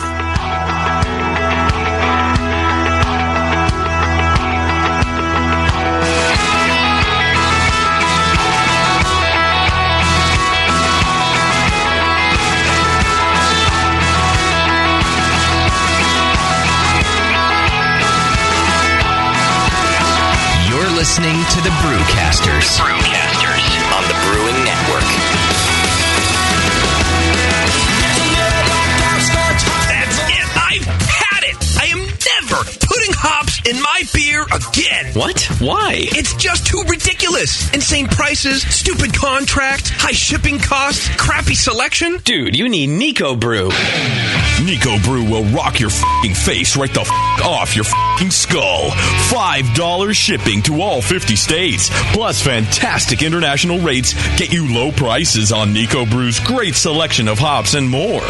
Whether you're a home brewer, a pro brewer, or a homebrew shop owner, Nico Brew can get you the hops you need in increments big and small, single orders, spot buys, or full contracts. And there's only one place to join the uber special secret elite bare bones club where you'll get the best deals anywhere. Holy shit! NicoBrew.com. NIKOBREW. Nico Brew, your bare bones buddy in the brewing business. Hey, my brewing brothers and sisters. This is Jamel Zanishev, and I love a bold, hoppy beer. When it spits resin in your face and makes you cry, Uncle. There are a lot of great hoppy beers out there, but at Heretic, we want to make something as bold, dank, and resiny as possible. We use hops at every chance we get, including multiple dry hop additions. The result is Heretic Evil Cousin. This light golden, 8% Imperial IPA has an easy malt character that helps take the edge off the massive bittering, but it takes a back seat to the in-your-face hop character. We make sure this beer finishes dry so the hops can jump out and slam you in the taste buds. If you can't get enough hoppy goodness, Evil Cousin is your cup of tea. Cheers.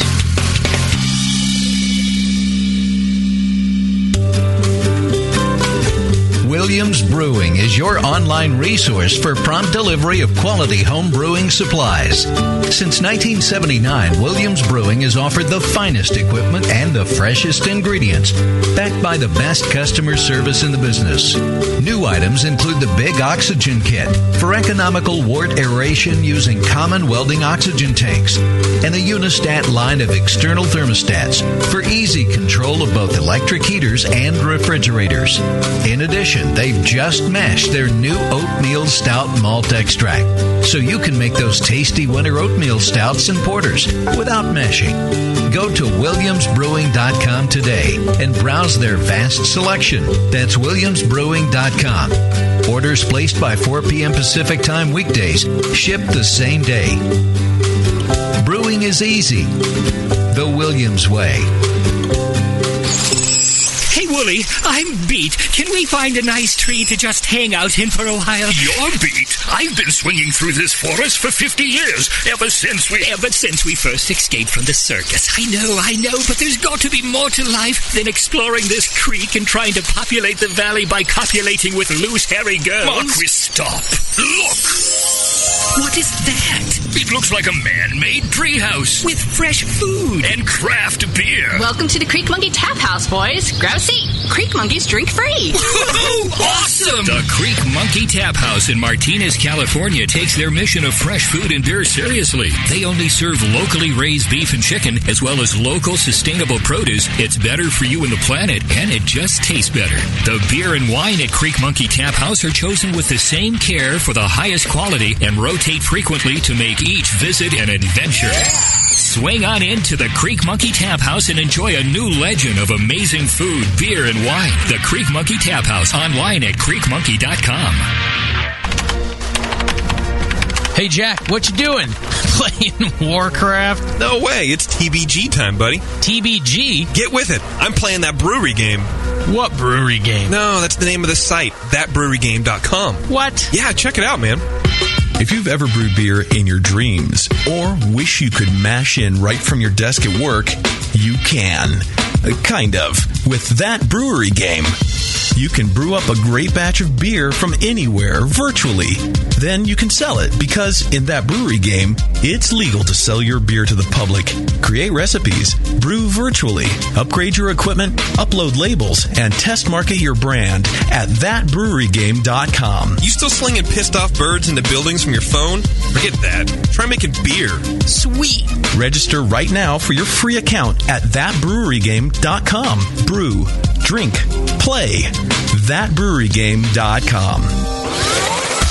Hilo, what's it feel like? Take awesome and multiply it by 2. Yeah! Spraying live beer radio all over your face. Can't get any better than this, baby. It's the Brewing Network.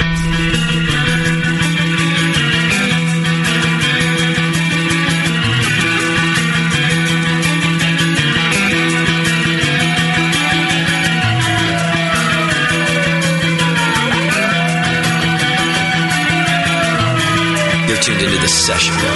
Because life's too short to listen to crappy radio.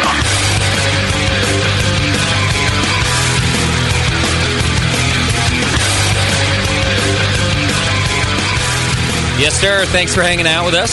We appreciate you sticking around. We're talking to Dr. Bamforth here about the Practical Guide to Beer Quality series. And tonight we're talking about foam and flavor. We're going to talk about flavor here in just a couple of minutes. I've got your questions in front of me from the chat room, too. If you've got more questions, hit the chat button on the homepage. In the meantime, if you're looking for a place to compile your recipes and get ready for Brew Day, like I am for my Brewcaster Challenge, go to beersmith.com and download the Beersmith homebrewing software. You get a free 21-day trial to check it out so that you don't have to take our word for it. But we love this software. I'll be putting my Schwarzbier recipe into it. Nice. And by my Schwarzbier recipe, I mean Jamil's Schwarzbier recipe from Brewing Classic Styles will be the basis of mine, which I know that Nathan will be heavily using as well. Oh, yeah. For his beer. I'll be putting that into the Beersmith home brewing software, and that's how I'll adjust everything. You know, I'll take it the quantity that Jamil has it listed in Brewing Classic Styles, and I'll be able to adjust it to my system.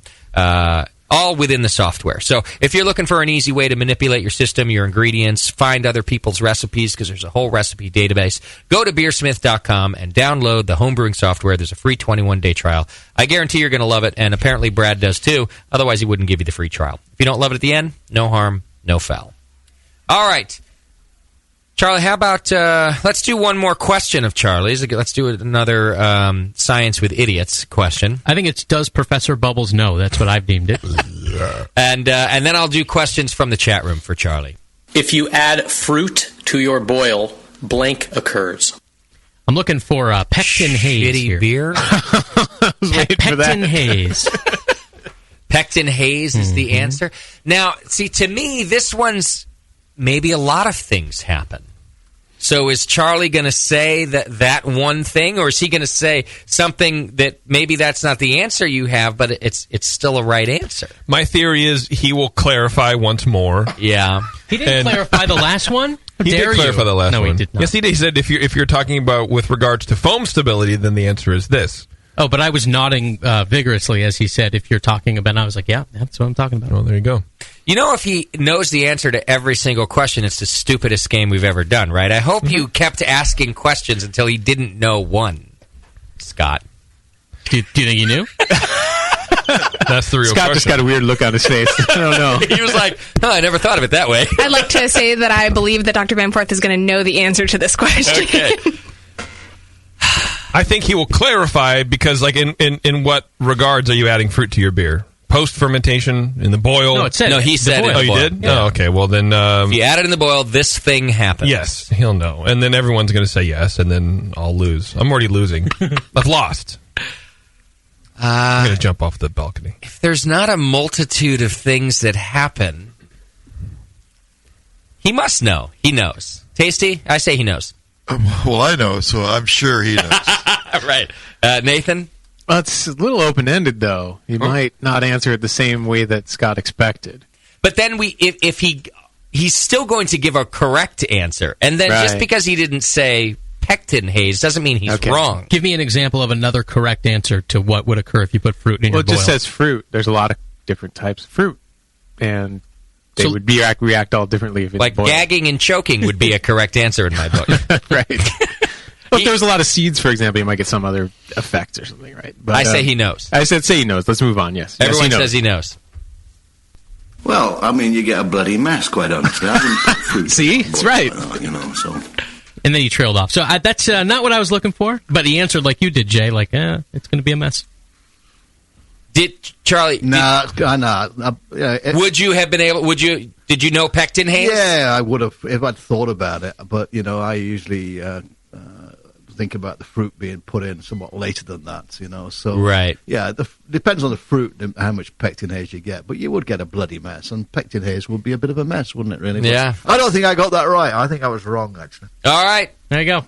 JP, you should have gone with wrong. You again. should have, man. You were afraid Charlie wouldn't like you if you kept voting against him. No, did we verify that he was indeed wrong? He just said said he- I he volunteered would've got- that Oh, was you the did? incorrect answer, but Where it would are be a you? mess. Yeah.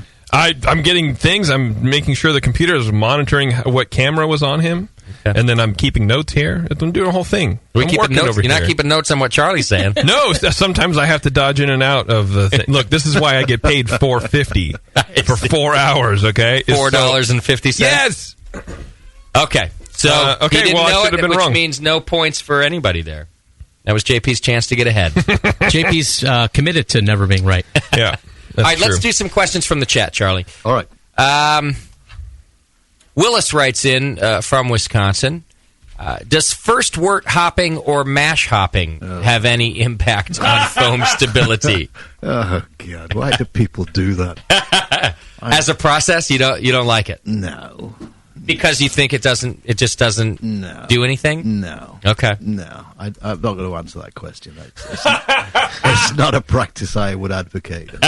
So you refute the premise. I abstain. On Okay. that question. Next. You got it. All right, we already covered the adjuncts in there, so I won't ask that one. But how about this one? How much of an effect will kettle finings have on foam stability in the finished beer? Not a major effect. They clearly will remove or help to remove the protein, but the magnitude of the effect, what you're going to be removing is some of the less soluble protein and so on, getting rid of the hop break and so on. So not a huge effect. Okay. There might actually also be some benefits. They might actually take out some of the lipid as well. Oh, some of the fining materials will actually remove some of the inside, the lipid materials as well. So it may actually have a slight benefit. Kettle finings are just things like isinglass and Irish moss. No. You put isinglass in the kettle. No, carrageenan, Irish moss. Yeah. Irish moss. Okay, that's it. Irish moss. Okay. Are protease enzymes? The English isn't exactly. Spam of the week. Are protease enzymes denatured at standard infusion mash temperatures? Yeah, that comes back to all this business of the low temperature stand, and some people call it a proteolytic rest, and some people don't believe that these enzymes actually are working in the mash. The probable reality is they're probably inhibited. Many of them are inhibited. They certainly will be largely inactivated at conversion temperatures, starch conversion temperatures. There is a debate, two schools of thought. There's the German school of thought and there's the Michael Lewis school of thought, which are the two polar opposites in terms of whether they're important at low temperatures. Michael Lewis did a lot of work suggesting that they don't work in a mash at low temperatures. So it's not really a proteolytic rest. A lot of protein precipitation in a mash, but not a lot of proteolysis.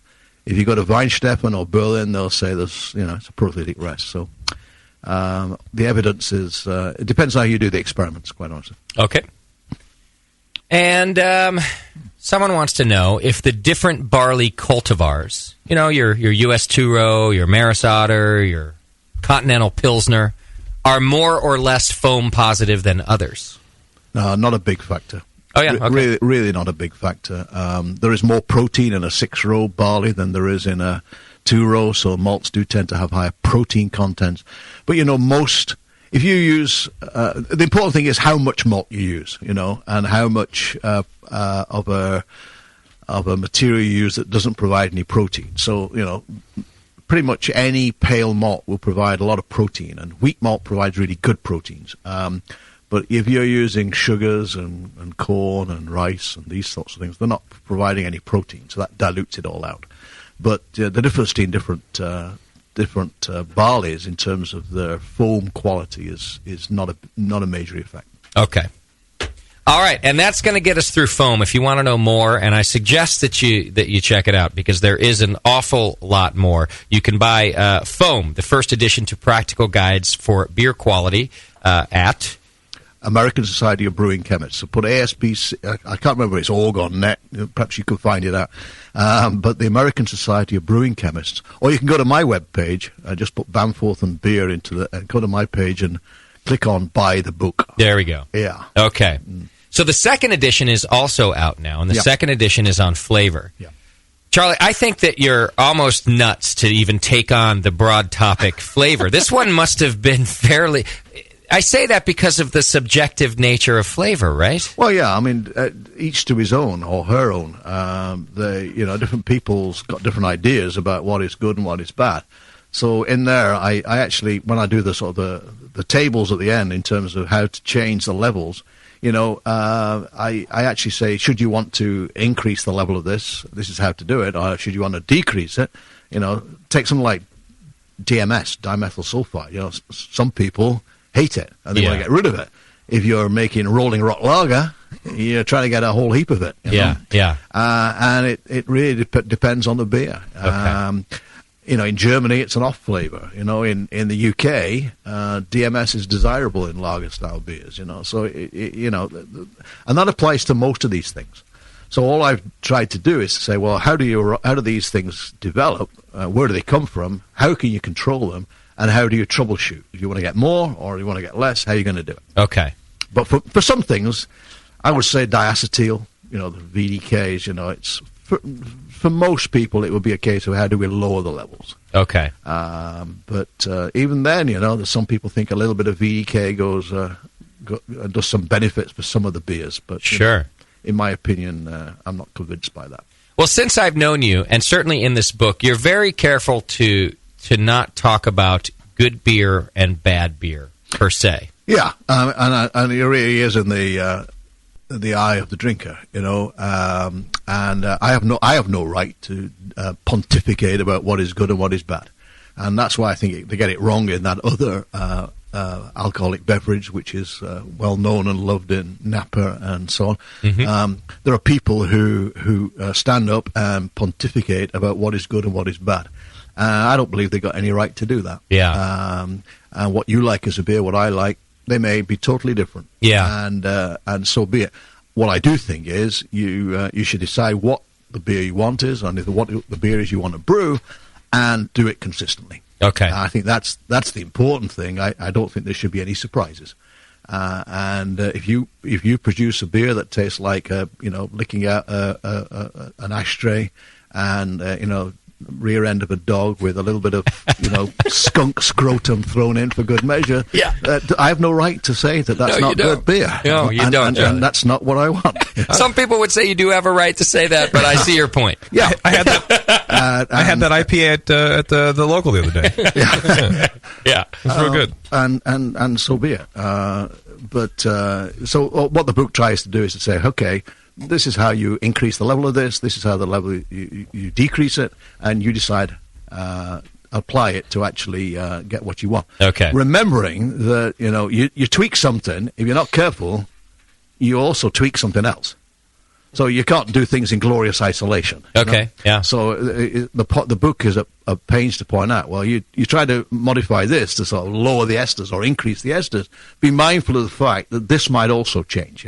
Okay. So I try again to do that in a fairly reader-friendly, gentle way. And I'm sure that you're not only talking about chemical compounds such as DMS and things like that, but you're talking about bitterness and how that affects a beer as well, right? Oh, absolutely. I mean, everything, any component which you detect by the palate or by the nose, or indeed by the pain receptors, the carbon dioxide, all of these things are influencing the perception of the product. Okay. And of course, I start off by pointing out that you've pretty much made the decision by looking at the damn thing, Yeah. So, the appearance of the product has a substantial effect on people's perception. Talk about your experience in that a little bit, and how we perceive with our eyes. Well, we used to know at Bass, if we did trials and we were looking for a subtle flavor difference between two products, if we made the mistake of serving one with a better head, that was always the one that was voted the best. Wow, okay. Didn't matter what the flavor was. And I remember taking the biggest selling brand of beer in the UK, Carling Black Label, and we coloured it up. We made it look like an ale. And we gave it to people. And they scored it totally differently in terms of flavour. We coloured it with something that had no flavour. Okay. So if you did blind tasting, it tasted identical. Yeah.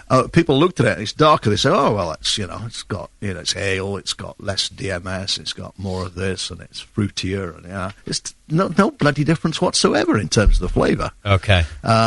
So people drink with their eyes. They look at the bubbles, they look at the colour, they look at the clarity, and they've made a decision about that beer.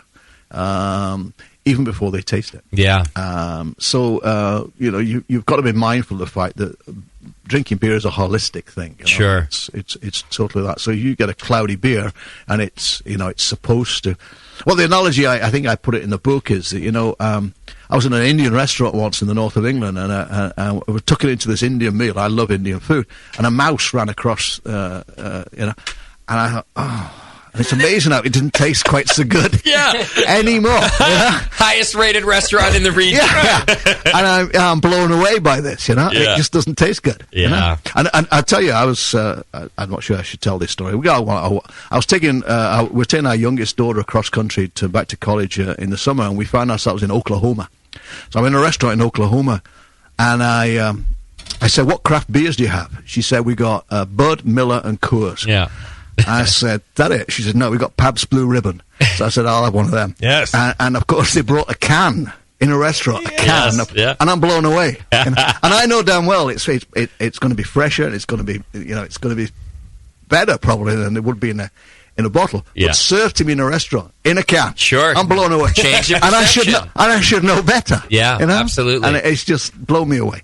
We did a yellow fizzy lager taste test in here. I hate that. Anyway, go on. Well, but we did it for, I think, a reason that you'll like. In fact, I was trying to take away the visual component. So what we did was we had 5 of them in front of us, and maybe 2 of them were considered craft, and there was at least 2 American light lagers, and then there was a malt liquor in there. Right. And you are probably not surprised to know that we had the damnedest time picking out the craft beer, picking out the one that we thought was the American light lager. Yeah. There was very, very little color distinction between all of them, and without any other indicators like a label. Yeah. We had a terrible, terrible time picking out the craft beer. Yeah, and it's true, and it really is that the name says it all. You put a name on it, and people's there. I mean, there was a study some while ago, and the next book is all about freshness. But comparing imported beer to the US and domestic beers, and the imported beers, taste like cat piss and cardboard and so on. Yeah. But preferred when they were branded, right? Because they were imported. They were German beers, or whatever. And if they were not branded and they were tasted blind, there was no such preference. Okay. So people are, and so I mentioned all these visual clues, but the brand is, it's just another. It's so important. Yeah. Well, aside from these very subjective factors, and even some of the others we'll talk about are pretty subjective too, but you do teach a lot about how to taste, what environment you should be in, and some of the things you should be looking for in the book. Yeah, absolutely. You can take beer taste in different degrees of sophistication. I remember at the brewery in the north of England, we'd start every day off by tasting the beer. And some people think that must be a dream job, but not really. Right. And you stand around a bucket, and basically myself, my assistant, the head brewer, his assistant, and we'd score the beers 1, 2, 3, 4. 1, which was this is just delicious. 2, this was 3 was wow, it's okay, and 4, which was who do we sack? And we didn't get many 4s. Good. But it can be as simple as that, and all you're relying on is the fact that the brewer and the quality manager, they've got reasonably good palates. They're not blind to anything. There's no flavour that they don't understand or can't detect because they're blind to it or something like that, and they're not extreme. They don't smoke cigars and overcome the acuity. Right the way through to really sophisticated tasting and trained tasting, and I go into the book talking about how you can. I mean, there are people who will train people to do beer tasters, and you can buy pretty expensive kits with flavor standards and aroma standards, and you can buy these things and dissolve them in the beer and use them to train people for different flavors. It's a great idea. Yeah, it is. So, and I give names of where you can get those things and addresses and so on. And, okay. And so it's a complex area, and you've got to try and have tools which overcome some of the subjectivity. Aside from brewing a single goddamn good beer, this is the most difficult part of the beer and beer loving process for me, is flavor, and tasting. Now, it's easy for me to know what I like. That's the easy part. Yeah. I like this beer. Maybe it's a little buttery for me or for others. But to actually dissect it and pick out some of the flavor components that you discuss, it's why the BJCP exists, to train beer judges. It's why it's a very difficult topic to tackle. It is very tough, you know. And I had an example just the other day. I mean, some guy said, I brewed a beer, and I'd like your comments on it. So I tasted it, and he said, I think it tastes like pig shit. And this is the brewer. Yeah. And I said, well, I don't get pig shit, but I get halitosis. Okay. And he said, whatever it is, I said, I have no idea what's causing it. Even that I can't. And he looked at me as if to say, I thought you were smart. People give me these things and they say, what do you think? Yeah. And I'm expected to know instantly what it is, you know. But not everything is some common component, right? No, and this was a beer made with a fairly unusual grist material. Okay. And without tasting that, and without tasting the sample at different stages, and that's the key. Taste right the way through, you know. I mean, taste the water before you brew with it. Taste the raw materials as much as you can. Yeah. And that is the secret. And there's nothing dumber than brewing with tainted water. And, and at the end of the day, finding the beer tastes like crap. Well, yeah, it will do. Yeah. If you've used materials that are tainted. What a great point. Yeah. Nathan, now you have a familiar brewing setting. Yes. Right? You know your water. When's the last time you tasted your water before you Every time. You do taste it every time? Oh, yeah. Good. Every time. See, just to double this check. is a good brewer here. It changes the books. Yeah. Exactly. I have to thank the master. Because it does change your municipal water source. Yeah, you can taste the hardness differences just slightly if you're really dialed into it, or if you feel like you've... Yeah. Sometimes I'll notice if just mixing chemicals that the water will respond a little bit differently. And then that's an extra reason to go and taste it again. And even though I buy my grain from the same place every time, our wonderful sponsor, More Beer, when I go do a kit, I always buy from More Beer. I should probably taste that grain every time, too, because it's coming from the same shop. Yeah, I mean, absolutely. There's a well-known, very big brewing company that before they were taken over, I don't know what it is now, but before that, they used to taste everything except the sodium hydroxide. They didn't taste that for cleaning, you know. Might be a good but everything else. I mean, they even used to have the sliced bread test, and they used to take a piece of bread, a loaf of bread, and take it to the malt house and have them wipe the inside of the tank with this, and then get the maltster to taste the bread. Really? And that was to keep everything clean, you know. Well, I had another guy who did a lot of work in the UK with me, and he looked at differences in malts. You get malts that are dried in slightly different ways, slightly different kiln settings. Everything about the malt is within specification. The color, everything else, all the specifications are right on there. But if they subtly change, say, the airflow on the kiln, the malt tasted different. Wow. You know, Yeah. so it's a big thing. Okay. And so it's like anything else. If you're a chef or something, you taste. You're continually tasting. Okay. And perfecting it. And that's the most sensitive instrument you've got. Yeah. What's dangling off your face. You know? Right here on my face. Yeah. Once I shave my beard Apart and from the mustache. hideous growth. Great globules of grease. Yeah. I believe it was. Both books are available now. Did you look that up for us so we can get the exact URL? I had it when he said it before, and then I closed it. Sorry. Give it to us once more, Charlie. So it's the American Society of Brewing Chemists, ASBC. Or you can Google Charlie Bamforth and beer. You'll end up at his website. You can get Flavor is one of them, and Foam is another. And you know what? It's not a long read, but it is a comprehensive read. He covers both in great detail. And there are 4 more volumes to come? 4 more. The next one's on freshness. So each one is dedicated to a grandchild. So very nice. The first one is to my grandson Aidan, who actually lives in Clayton. Okay. Very close to Concord. Right near Tasty. That's where I'm from. Yeah. Where I live. And the next one is Lucy, and she's in Rancho Cordova. And the next one will be Liam Donald, and he's in Clayton. And the next one will be my newest one, Luke Charles. So I'm looking to my kids there's 2 more volumes after that. Wow. That have to So be the named, pressure's on. So the pressure is on. Get to work, kids. So I've got a younger daughter who's a lot younger than the other 2.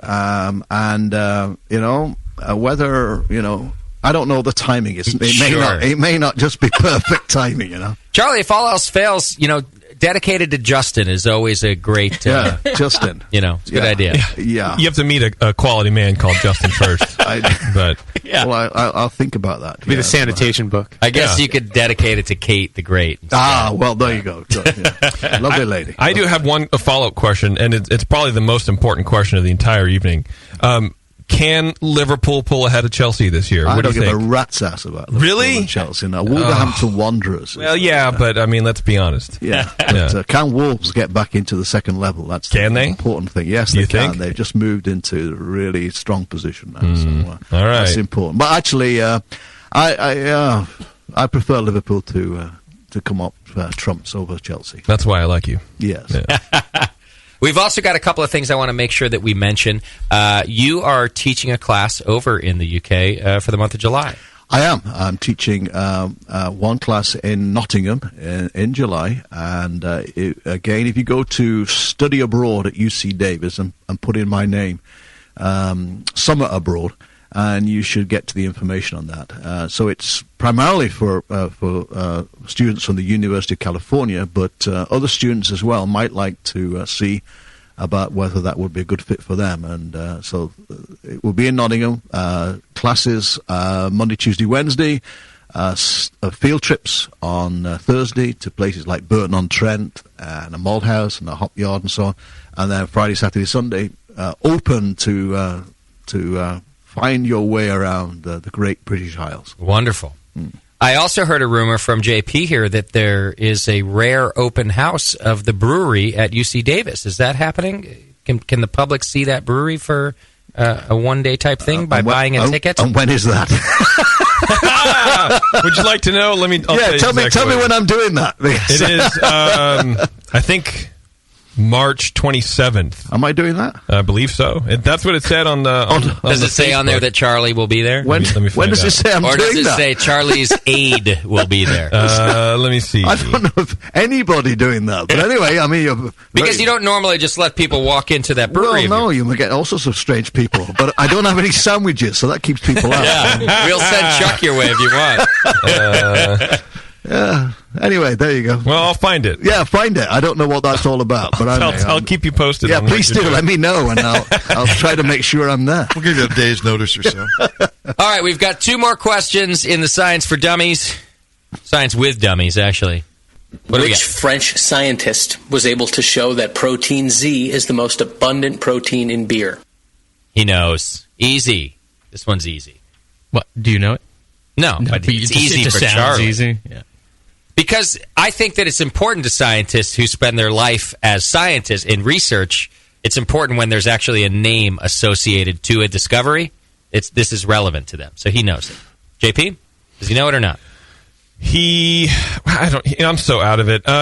Sure, why not? Let's just go with the crowd. Let's crowdsource this.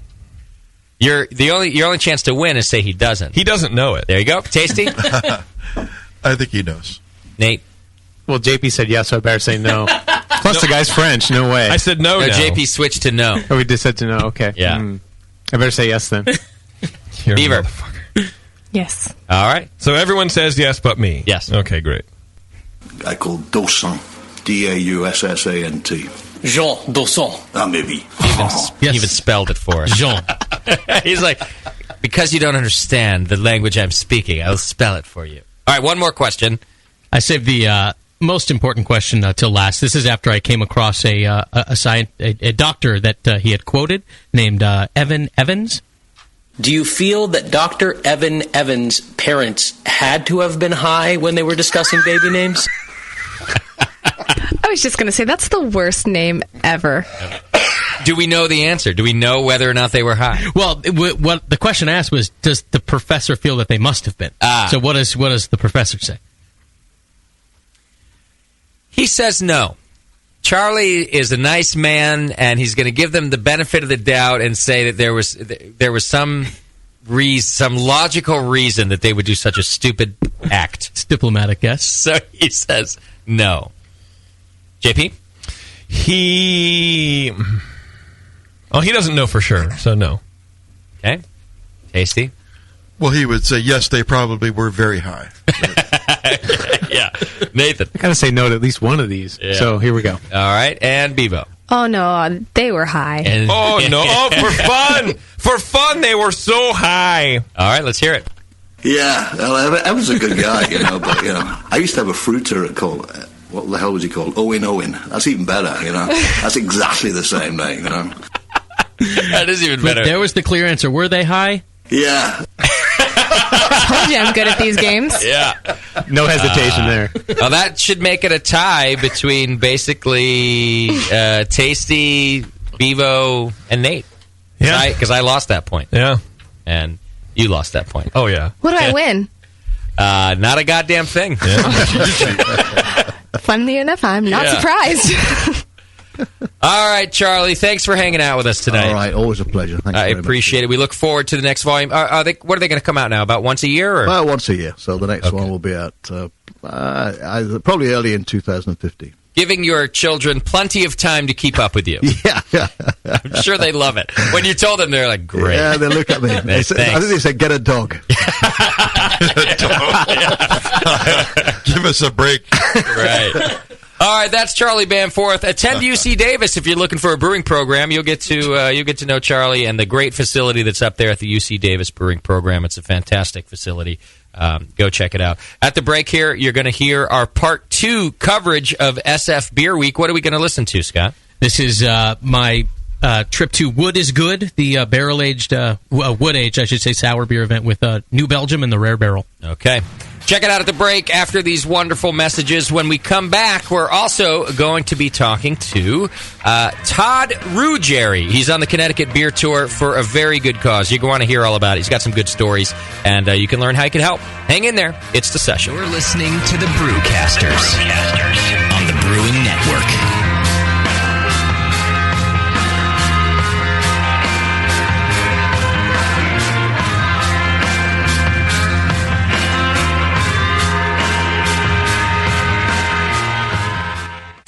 As a brewer, you already don't settle for second best. You want great tasting beer and you want great equipment to make it with.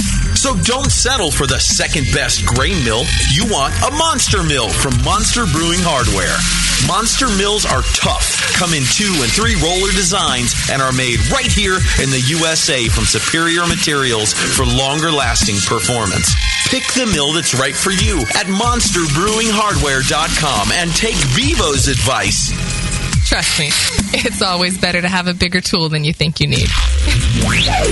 Monster Mills have the best warranty in the business. Your satisfaction is guaranteed. Visit monsterbrewinghardware.com now and check out all the mills and mill accessories. Don't settle for second best. Get a Monster Mill from Monster Brewing Hardware. All right, BN Army, it's trivia time. What's the only homebrew shop with over 1,000 recipe kits, $4.99 shipping on orders over $100, and is also home of the Wolf shirt? The one and only answer is Austin Homebrew Supply. For over 20 years, they've specialized in creating recipes such as the best-selling Texas Blonde Ale, Apocalypso, Hop Bomb 2.0, and Double Chocolate Stout. And they just recently unveiled their small grain kits that produce 1 gallon of beer. Visit AustinHomebrew.com to browse their extensive catalog of equipment and ingredients. They also have mini clone recipes of your favorite commercial beers. They're the exclusive retailer of BrewVent yeast fuel as well, Yeast Nutrient, and the all-new Bodybuilder. Follow Austin Homebrew Supply on Google Plus to participate in video hangouts on popular brewing topics. So visit AustinHomebrew.com today and make sure you sign up for their weekly email with news and specials. Austin Homebrew Supply, AustinHomebrew.com. Do you know the 3 most important rules in brewing? Sanitation, sanitation, and sanitation. And no one does it better than 5-Star Chemicals. 5-Star knows sanitation. You can only sanitize clean equipment. And 5-Star knows how to clean, too. For craft brewers and home brewers, 5-Star has what you need to keep your fermenters, serving tanks, kegs, and draft lines sparkling and free of any beer-spoiling bacteria. PBW, caustic, acid cleaners, Star San, Santa Clean, lubricants and defoamers, pH stabilizers, and more. 5-Star Chemicals has cleaning supplies, safety supplies, heat exchangers, pumps, hoses, and valves. And 5-Star is proud to offer eco-friendly products that exceed customer expectations. If you have a cleaning problem, you need the 5-Star solution. Visit 5starchemicals.com or call 800-782-7019. 800-782-7019 and get the 5-Star treatment today. Tonight is the night. We bring the creature to life, Dr. Blickmanstein? Yes, J.P. Law. Everything is perfect for my next fermented creation. My doctor, the storm is too far away. We'll never have enough power to isomerize the creature's alpha acid. Yes, J.P. Law, we will. For I have in my possession the Tower of Power. Blickman's new Tower of Power is the evolution of automation. Control hot liquor, sparge, and mash temps like a pro. The Tower of Power is a high-quality gas-fired rim system that works with your current brewing setup. With ultra-precision, the tower can hold your mash to 1/2 of a degree Fahrenheit. Precision and repeatability. The Tower of Power is the answer to automatic, fast ramp times. See more at BlickmanEngineering.com. Bring your next creation to life with the Tower of Power. Dr. Blickmanstein, with the Tower of Power, you can probably give me an afternoon at the pub to enjoy a pint. Don't be silly, J.P. Law. We have beer to brew. When I order a beer, I want my server to know more about it than I do. I want someone who enjoys good beer and loves helping others enjoy it too. I want someone who knows how to pour a perfect pint for any beer style. I want a Cicerone. The Cicerone certification program is creating the type of people who help you enjoy great beer. Home brewers and craft beer lovers know beer is more flavorful and complex than ever, and it takes some serious knowledge to store and serve beer right. Cicerones know beer. There are 3 levels in the Cicerone program: Certified Beer Server, Certified Cicerone, and Master Cicerone. Cicerones are truly the sommeliers of beer. The best beer locations have a certified Cicerone on staff. Relaxed and unpretentious, Cicerones are tested on storing and serving beer, beer styles, flavor and tasting, the brewing process and ingredients, and pairing food with beer. Learn more about your next beer guide at cicerone.org. Certified Cicerone, because it takes top talent to present a perfect pint. Brewers, anyone can resell homebrew equipment and recipe clone kits. Get original at Adventures in Homebrewing. Adventures in Homebrewing has the knowledge and expertise to craft their own gear and original recipe kits that you'll love. Home of the Serial Killer Grain Mill, 220,000 BTU propane burners, custom stainless steel false bottoms, as well as custom-built brew stands and systems. These are just some of the items Adventures in Homebrewing designs and manufactures in-house. And the brewers at Adventures in Homebrewing keep designing, too. Original extract and all-grain recipe kits that are tried and tested and proven to be of the best quality. Most popular are the Blueberry Tangerine Porter, the Nor'easter Cranberry Fest, and the Peanut Butter Conspiracy Stout. Once you try one of Adventures in Homebrewing's original recipes, you'll keep coming back for more. And don't forget to use the coupon code BIG10 when you place your order to save 10%. That's coupon code BIG10, BIGTEN. Visit Adventures in Homebrewing at homebrewing.org right now and get original today. Homebrewing.org. Join the adventure. You're listening to the Brewing Network. This is James from La Trappe, and you're listening to Short and Stout. And I forgot that. This is James from La Trappe, and you're listening to Short and Stout with Scott the Jew. Mazel tov. Perfect, baby. Now it's Short and Stout with Scott the Jew. The man with the filtered voice is right. This is Short and Stout. I am Scott the Jew, and this is me recording my voiceover after a night of drinking when my voice is at its absolute sexiest. Anyway, today I bring you part 2 of my San Francisco Beer Week coverage. It is from the Wood is Good wood-aged sour beer event featuring pioneer out of Colorado, New Belgium, and newcomer out of Northern California, the Rare Barrel. Each beer they brought out was better than the next. Co-founder of the Rare Barrel, Jay Goodwin, shared stage time with sour beer badass Lauren Salazar from New Belgium and New Belgium's CEO Kim Jordan. They shared all sorts of sour beer and wood aging information with a very eager and interested crowd, the likes of which was full of people who had never had sour beer, all the way up to veterans like JP, who, yes, was out at an event, holding his neck. Anyway, let's start it off with Lauren Salazar, and I am from Fort Collins, Colorado, New Belgium Brewing Company. Tell me about the impetus behind tonight's event. First and foremost, it's San Francisco Beer Week, and I think that when I thought about trying to think of a good event to do, it was trying to decide, like it could just be a New Belgium event, but it's more fun to try to kind of band together with somebody. And Jay, Brad, and Alex's place just opened up, the Rare Barrel. I don't know, I really wanted to do an event with those guys. Did you have to deliberate on which New Belgium sours you were going to feature alongside the Rare Barrel? Did the decision made itself? Actually, I chose the beers. I knew we decided 3 and 3, and I chose my 3. They chose their 3, and it became immediately apparent that we would be doing side by sides. It just happened. They have a dry hop sour. We have a dry hop sour. They had a dark sour. We have a dark sour. They had a fruited sour. We had a fruited sour. It was like kind of organic structure. So that kind of is indicative of the whole Rare Barrel New Belgium kind of partnership, right? Anyway, isn't it? Yeah, it has been. I've known those guys. Well, I've known Jay since he was at the brewery, and just been a great big fan of his work.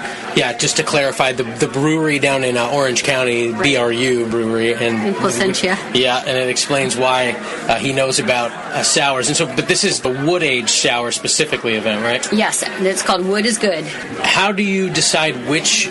I mean, because I think a lot of people think that all sour beer is aged in wood, but that isn't so. No, you can absolutely. There's sour mash beers. There are a lot of Berliner Weisses and those types of German beers are stainless sours. We do a couple of those as well too. Usually Berliner Weiss, a couple of those beers. We have a new beer called Snapshot, and it's a lactobacillus.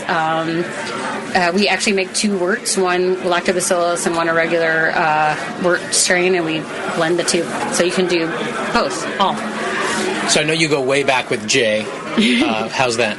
I met Jay when he was working at the brewery, and then he actually took a class that I taught at Siebel called Sensory Panel Management. It's the less sexy part of my job. Sounds sexy to me.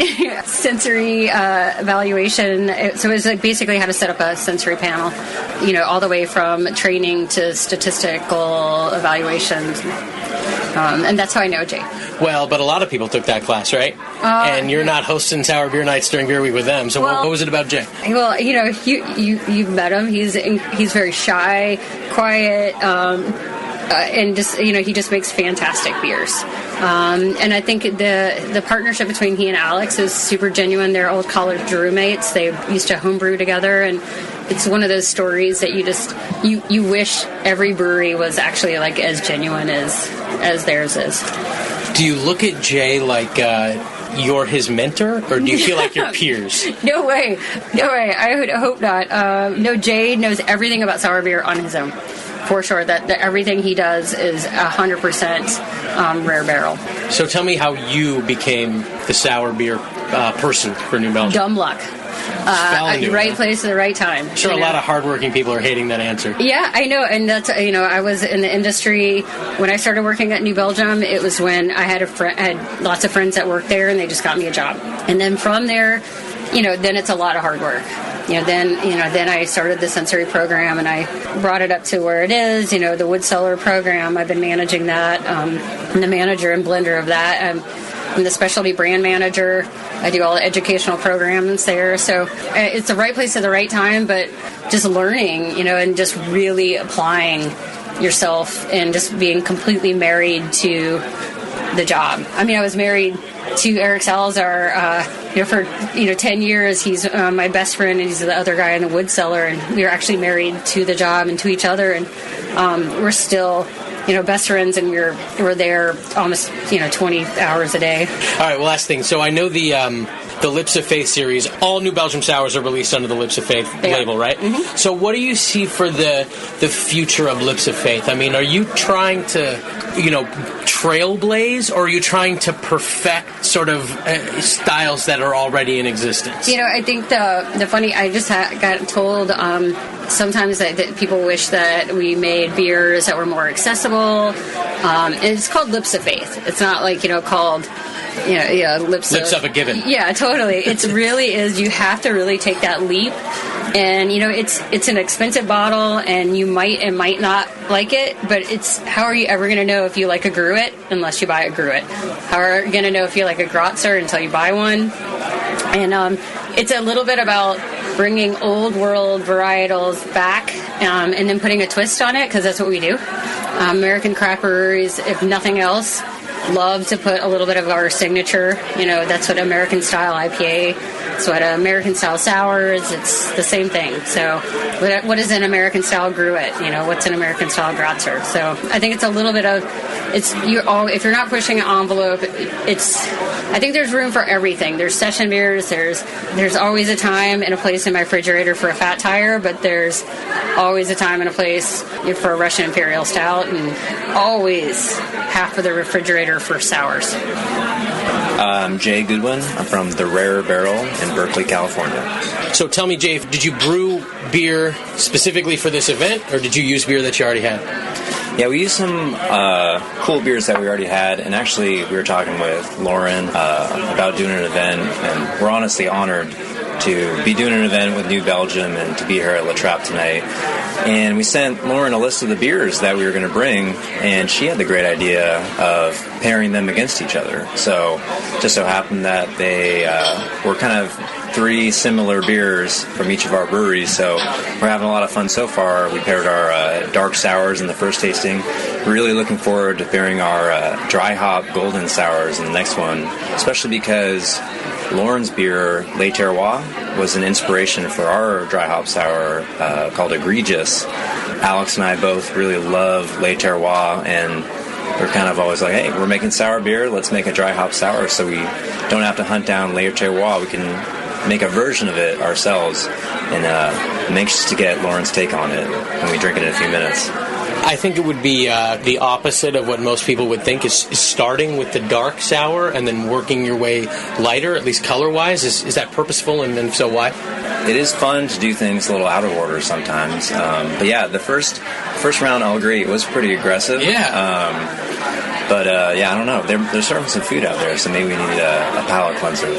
Yeah, I'm going for the palate cleanser of like a Russian Imperial Stout or something, in between the sour beers. Well, so I know that New Belgium's been a big influence on you, and I know that you go way back with Lauren.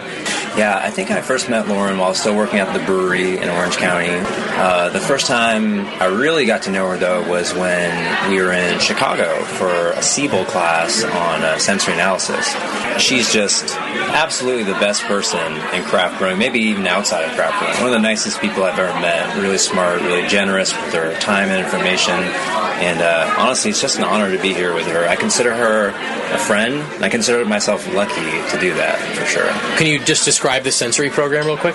The class at Siebel is definitely worth it. If there's kind of like a mid-sized brewery out there who's, worried about the quality of their beer, maybe they're expanding their distribution from in-state or in-county to, all over a big state or to other states, I'd definitely check out the sensory program, or just hit up Lauren, for some advice.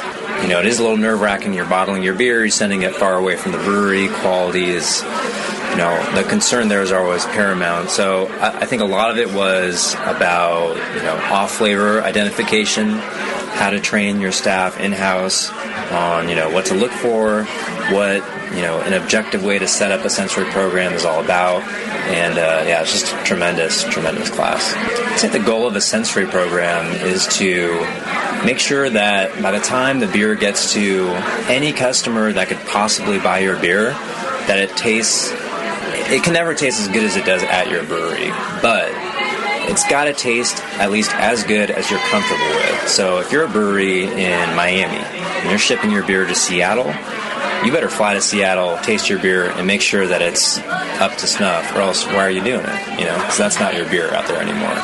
And I won't say where I was, but I saw a bottle of Orchard White, which is a now defunct beer from the brewery, on the menu. This is after I had left, and they were like, oh, this is our last bottle. I was like, okay, yeah, I'll take one. It's 5, 6, 7 years later, pretty solid still, but, I was happy to take that out of the inventory. This concludes my two favorite events from San Francisco Beer Week. I'd like to thank Kim Jordan, Lauren Salazar, and Jay Goodwin, both the Rare Barrel and New Belgium, for inviting the Brewing Network to such a fantastic event. Thank you for sharing your knowledge and your beer, and I can't wait to drink more sour beer from both of these breweries. I'm Scott the Jew. This has been Short and Stout, and until the next one, l'chaim. When I was a 4-year-old, I went on Mr. Toad's Wild Ride. Without a helmet? Yeah, without a helmet. You were taking your ball sack in your hands. Mix me your 100-grain amber recipe, and I'm going to eat it. And then it can ferment in my gut. It totally works. The beer is almost identical to the grain sandwich. Your colon won't know what hit it. The home of live beer radio. TheBrewingNetwork.com. Because like beer, radio shouldn't suck. You're listening to The Session.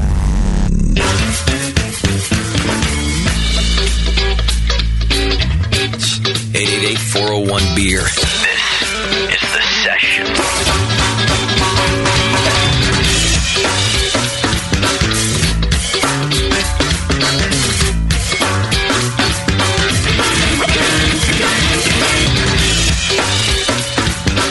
All right, welcome back to the program. Thanks to Scott Moskowitz getting out there and doing a little SF Beer Week reporting. I think JP even got out there and did a little SF Beer Week stuff with him. I did. That's absolutely correct. Not a boy. It did not involve plane travel, so he was fine. Yeah, got a little sour beer info there from the New Belgium folks who we know and love, and also the Rare Barrel dude. So I finally got down to the Rare Barrel. Tasty. It's been, I can't believe I haven't been there. You haven't been there yet? Since, but I finally got down there.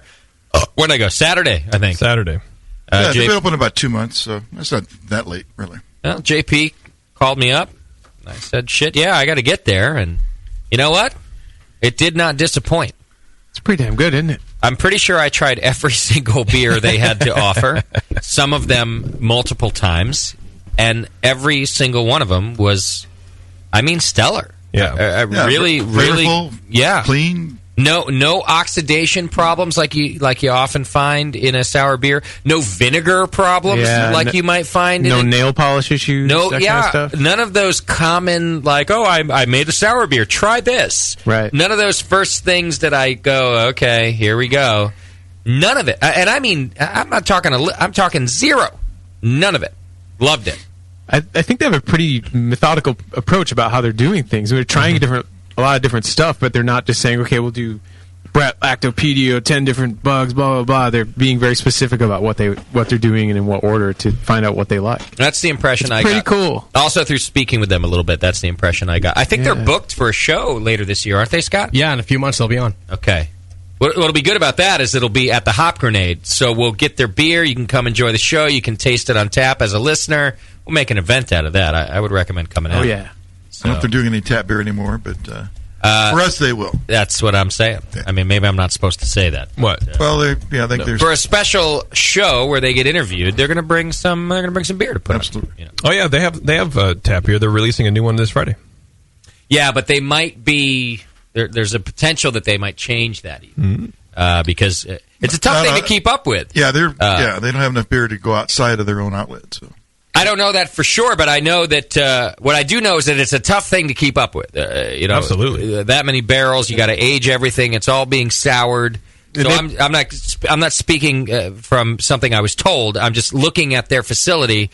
I'm going, man, how much on tap beer can you guys keep doing? So and they've been we'll hit see what out happens. of the gate, and they're probably really happy they can sell a lot of that right over the bar. Yeah, what a great problem, right? Yeah. So, well, I liked it. So I'd like to thank the Rare Barrel for letting me in the door. Good. It took some sweet talking to let you in. I mean, it was open to the public and everything, but still, I'm always thankful for that. It's good beer. It's a nice outlet to have, for sure. That was very nice. All right, we've got a few things to do, but one of the things we need to do is talk to our next guest. And our next guest is he's doing God's work, which, in my opinion, is, drinking beer for a good cause. That's God's work. It's driving through Connecticut. It's driving through Connecticut, drinking beer for a good cause. That's what God's work is. Darn it. Let's talk to Todd Ruggieri, who's about to embark on the Connecticut Beer Tour. Todd, are you with us? Yeah. How's it going? It's going well. Thanks for being on the program, Todd. Yeah, thanks for having me on. Sorry we're running a little bit late. We had a whole thing going on before you, but we're excited to have you on the program. Yeah, no problem. So give us a little bit of history, Todd, because our listeners, I think a lot of them, except maybe folks on the East Coast, aren't even sure what it is that you're doing. But in 2013, you did a similar tour. Can you describe that for us, and what was the cause? Yes, I had a beer in all 351 towns in Massachusetts to raise money for cancer, and in the end I raised about $43,000, and Sam Adams was my sponsor for that. Wow. $43,000 for pediatric cancer research, right? Exactly. And the cool thing about it is there was 351 towns, but there was about 40 towns that didn't have a bar. And once my story gained momentum, people that lived in those towns that didn't have bars would contact me and say, come on over, we'll have a cookout for you. Wow. I had to have a beer at a nudist colony, believe it or not. There was a town that didn't have a bar, but they had a nudist colony that served alcohol, so I had to go there. Todd, slow down. Hang on. Slow down. All right, let's talk nudist colony for a second. Yeah. What town doesn't have a bar, but does have a nudist colony? Where did they come up with the idea for the nudist colony if they weren't drunk at a bar? Right, but believe it or not, the name of the town was Hancock. This is too good to be true. I love it. That's great because, well, first of all, it's a sad thing to me to hear that 40 towns didn't have a bar. But what a cool solution. People invited you to their home to have a beer there instead. Yeah, I mean, those are the fun stops when people invite me to do something unique. I mean, people want me to have beers with their farm animals. I have a donkey. Will you come over and have a beer with them? People just have these fun ideas. See, those would be the emails that would concern me. Yes. I have a producer, right? So as soon as someone goes, hey, Justin, we want you to come and have a beer with my donkey, that's when I send it over to Scott. And my first question is this the same place as the nudist colony? With the donkey? Right. Donkeys are nude. Right. Did you have to nude up yourself when you were drinking the beer there? That was my next question. You know what? I did for the picture, but with the picture I had a sign over me and they kind of covered me up. But the thing about a nudist colony, it's the type of place you don't want to see people nude. Yeah, that was my next question. Is it the stereotypical you don't want to... It has to be. I mean, a beer drinker and nudity does not mix. They don't mix. Right. Oh my God, it's us. It is us. Yeah. Well, we're the people that you don't want to see in a nudist colony. Yeah, except Bebo. Holy shit, No, Bebo. you don't even want to see me naked. Yeah, it's more you than me, really. I just realized, Bebo, that we are of the age and stature that we're the ones you don't want to see at a nudist colony. Yeah. Portly plus? Is that what you're calling us? If I didn't know us and I was watching us from a distance and we were naked, I'd be like, ugh. Right. That's Typical. nasty. Oh, man. How does the fundraising work? So the fundraising works, it's really amazing. I just literally show up to drink the beer, and each bar has this big plan. So some bars will donate a portion of their sales for the night. Some places will get a whole bunch of raffle prizes. Some places will donate $1 per beer. So, I mean, it's amazing. I mean, in Massachusetts, my top town, I raised $7,000. And I literally just show up to drink my beer, and they did all the legwork. That's really wonderful. Yeah, it is. It's a lot of fun. We're not a normal news agency, so I'm actually afraid to ask this next question because we're not looking for the sad story ratings story. But where did this idea come from for you? I was sitting at work one day, and I had nothing to do, and I said, I wonder if I can name all 351 towns in Massachusetts. I've lived here my whole life. I can probably come close. And after about a week, I gave up when I was stuck at about 150. And I looked at a map, and I'm like, there's a Florida, Massachusetts, there's a Peru. This is amazing, all these towns I've never heard of. I'm going to go to all of them and have a beer. And then I'm like, I've always wanted to raise money for cancer. So I kind of put the two ideas together, and I kind of knew that it was the type of thing that could kind of take off because everyone loves beer. Right. Oh, thank God, Todd. You saved me from a night of tears and remorse. Yeah. It's all my socks were in chronological order, so I had nothing left to do. Nothing else to do, so I thought, how smart am I? Essentially, is what it was. Now, your first tour, though, which was last year, was a huge success, which surprises me. How did you get the word out to make it so successful?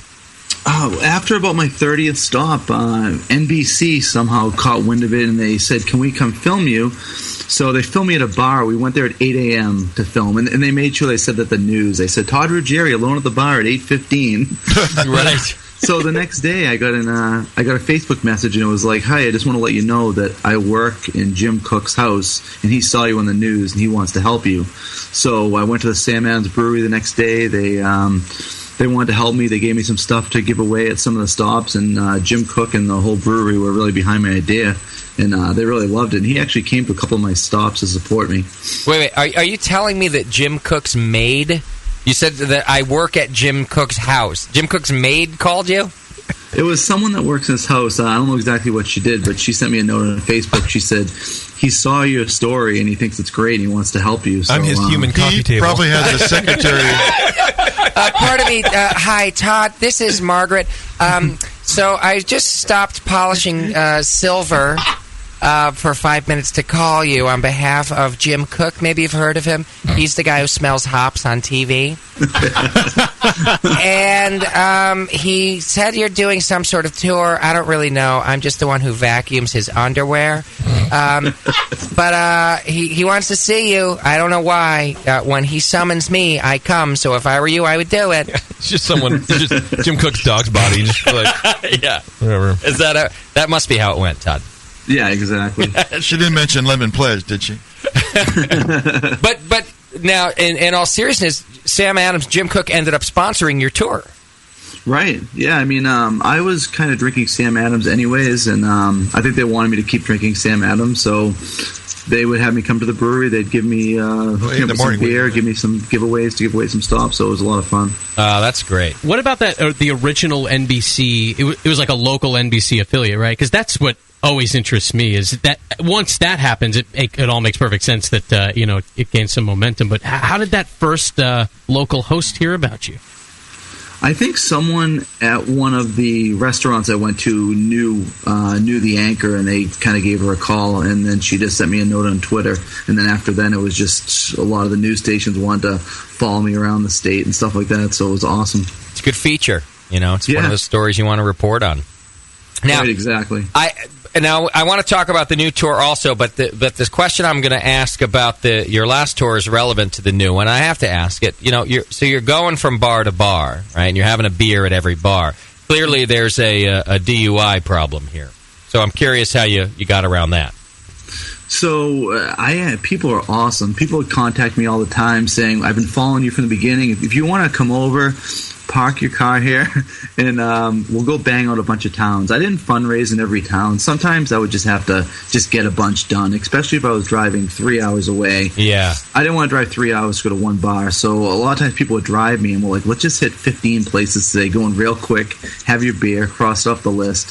So I always had people helping me, whether it was driving me. I had hotels and bed and breakfast contact me and said, "We saw your story. When you're in our town, stay with us free of charge." So that made my life a lot easier too, so I could just kind of go have a couple and stuff like that, wake up the next day, hit a couple more. Okay, good. I'm glad to hear you're being safe. So what day did you get the drunkest? Do you remember the drunkenness day you had? Well, yeah, that was Washington, Mass, which is in the Berkshires. Probably 90% of the people that live in Massachusetts have no idea there's such a town as Washington. They didn't have a bar either, but they had this kind of like little resort, and they let me stay over. So that day I probably had about 20 beers, literally. It was wow. Yeah. Wow. So I could just sit there and drink, and there was a bunch of us, and I stayed in the guest house. So right. So those were the ones I could actually relax and have a lot of beer. But see, for your cause, it's even endearing when he's drunk. Yeah. Because he's doing it for like a good reason, Sure. and he's like, I love the babies, and they're like, have another beer. It's great. You're a great man. Here, drink this. We go out and get drunk, and they're like, look at these morons. But you're doing it for a good cause. You might be the smartest man on earth. Can I ask you this? I mean, you had to put on a pound or two on this tour. actually, people say to me all the time, they're like, how are you not like this big fat guy? But I actually weighed myself at the beginning, and I'm 6'2". I weighed 225, and when it ended, I weighed myself, and I weighed 226. I don't know how I did. Wow. Apparently, you weren't just going out for fast food afterward every time. No food. Because that's what happens. Drinking his meals. Yeah. Yeah. So, now you're about... This one, where do you live? I live in central Massachusetts in a town called Grafton. Okay. What's your address? Right. So that was... The first tour was in Massachusetts, but you're about to do a new tour, and this time in Connecticut. How did that come about? So when it ended, a couple breweries actually contacted me and said, we saw your thing in the news, because the final beer, they had it on NBC again, my 351st and final beer, and a couple breweries contacted me and said, would you want to do this again? And I'm like, I didn't even really think about this. So I was almost going to do Vermont, drink a long trail in all 255 Vermont towns, and I was just looking at the map, and I'm like, geez, some of these towns are going to be up near the Canadian border. So I met with a couple breweries in Connecticut. There's 169 towns, and right when I met with Two Roads, they wanted to be involved, and so I decided to do the Connecticut tour, and I'm actually already 30 towns in. Oh, you're already on it. Great. Yeah. I started at the beginning of January, so I like to do it in the calendar year. Is there a place people can follow you at all, a Twitter account or anything? Yeah, it's CT Portour on Twitter. My website is also CT Portour, and my Facebook, CT Portour, and you can get all my information off my website. Okay. Now, I have to ask, do you have a real job, or is this what you do now? No, this is I work for a mutual fund company during the day. This is kind of on my spare time. Okay. And the thing about Connecticut is down near southern Connecticut, there's a lot of wealthy people. And 2 weeks ago, one of my stops, some guy came up to me and he said, I've been following your story, and I just wanted to give you this. And he gave me a check. It was for $10,000 to the charity. Wow. See, that's awesome. Yeah. I've driven through those towns. Massachusetts, and there's only half the towns, but everyone is already involved. Bars contact me on a daily basis, and it's gotten to the point where I almost can't even go have a quick beer somewhere, because every place wants to make like a huge night of it. So it's Right. insane. Which is good for the fundraising, but tough for your schedule. Exactly. I mean, it's so hard for the schedule. I mean, last week I had to drive 2 hours and 15 minutes to the town that I was going to, and every town around it wants to have an event, so it's like I couldn't even just go into the quick beer anywhere. It's tough. Wow. Now I'm from Connecticut, so I want to ask: Are you sure you don't want to just skip New Haven? New Haven's one of the towns I'm gonna have to do a bunch. What town are you from? I'm from Meriden, and to be honest, Meriden's okay, but there's a lot of bars in there I wouldn't walk into. not by yourself. Yeah, Meriden, for my list, I have Silver City Sports Bar. I don't know if you would even know of that. Yeah, it's been a while. All I know is that, I've had my ass kicked in a couple of them, so be careful. That's all. You're there for a good cause. No one's going to beat your ass. You're probably right, fine. Exactly. And actually, a couple weeks ago, I was in Connecticut driving on the road, and I don't know if you guys saw a picture of my car at all, but it's pretty much advertising that I'm drinking across the state. But it was early in the morning, and I was driving somewhere, and I got pulled over, and the cop comes up, and he's like, license and registration? Oh, man. I give it to him, and he goes, where you going in Vernon for your beer? Oh, nice. So he knew.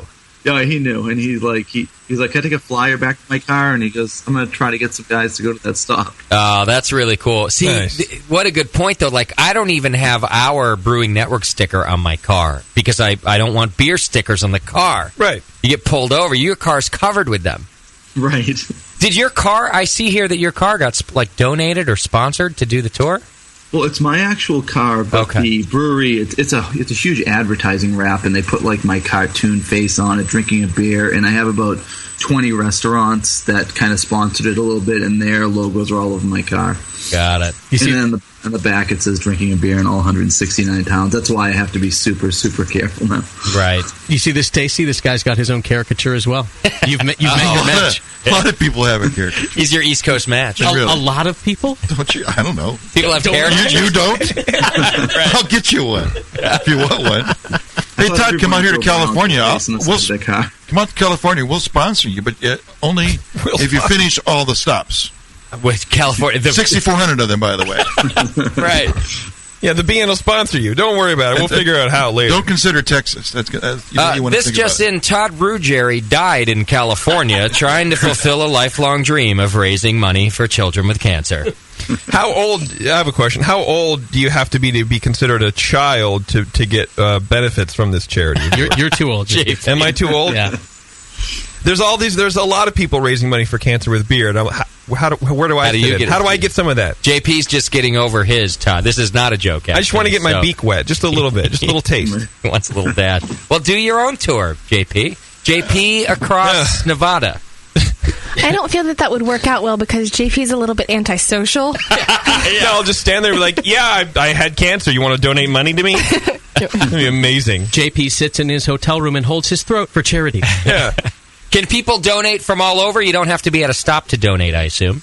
No, I mean, you can also donate to my website. I mean, most of the fundraising comes from bars that want to do something with raffles and stuff, but you can always donate to my website, too. Okay. Give us the website once more, too. Yeah, it's ctpourtour.com. Pour like pour a drink. Okay.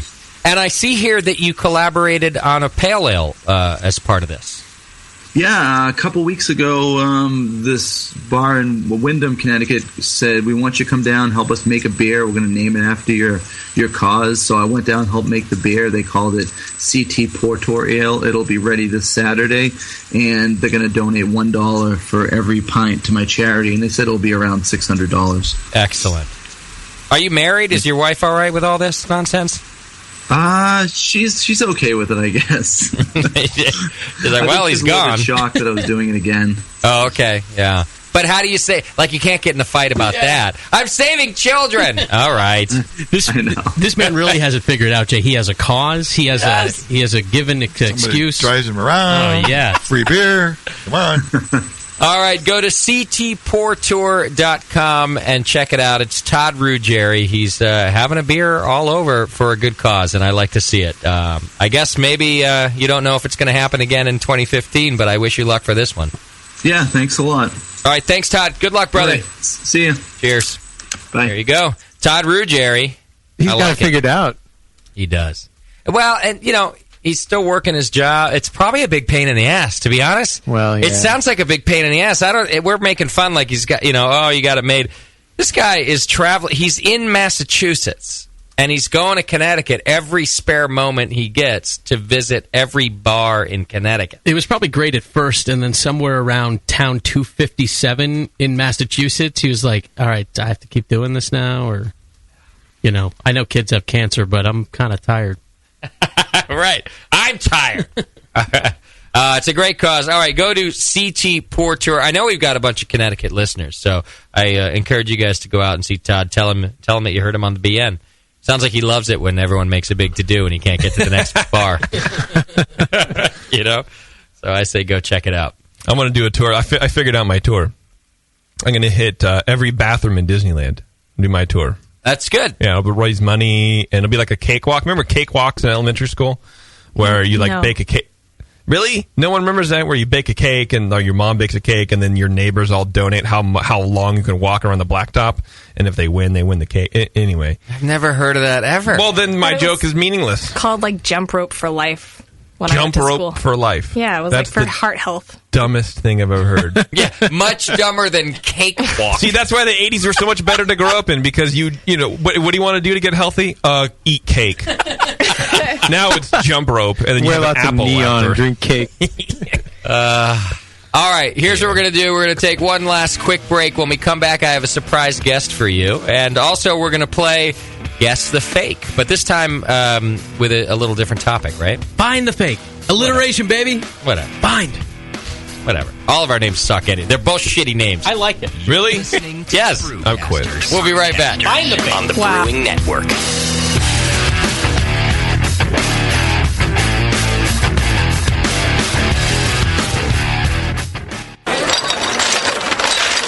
Hey, Hey, dude, you know what beer this is? Oh, no, all the labels are falling off. Yeah, or the ink is run. Well, if it's the pale ale, you're good, but stay away from the quote-unquote Belgian. Oh, man, this guy needs to get some grog tags. Grog tags are reusable, write-on, wipe-off, commercial-grade bottle labels for your brew. The guys at Grog Tag are homebrewers. They wanted great-looking, sturdy labels for your bottles, buckets, carboys, kegs, and growlers. They also wanted a label that not only looks good, but can be easily removed and reapplied during bottling without that nasty glue residue being left behind. No residue, water-resistant, and ice chest approved. Grog tags stay on in water or an ice chest, and they stay legible. Visit grogtag.com to customize your label or coaster from dozens of different templates for free and see how awesome your bottles can look. It's that pseudo-Belgian. Yeah, we're getting him some grog tags, dude. Grog Tag. At least your beer will look good. grogtag.com.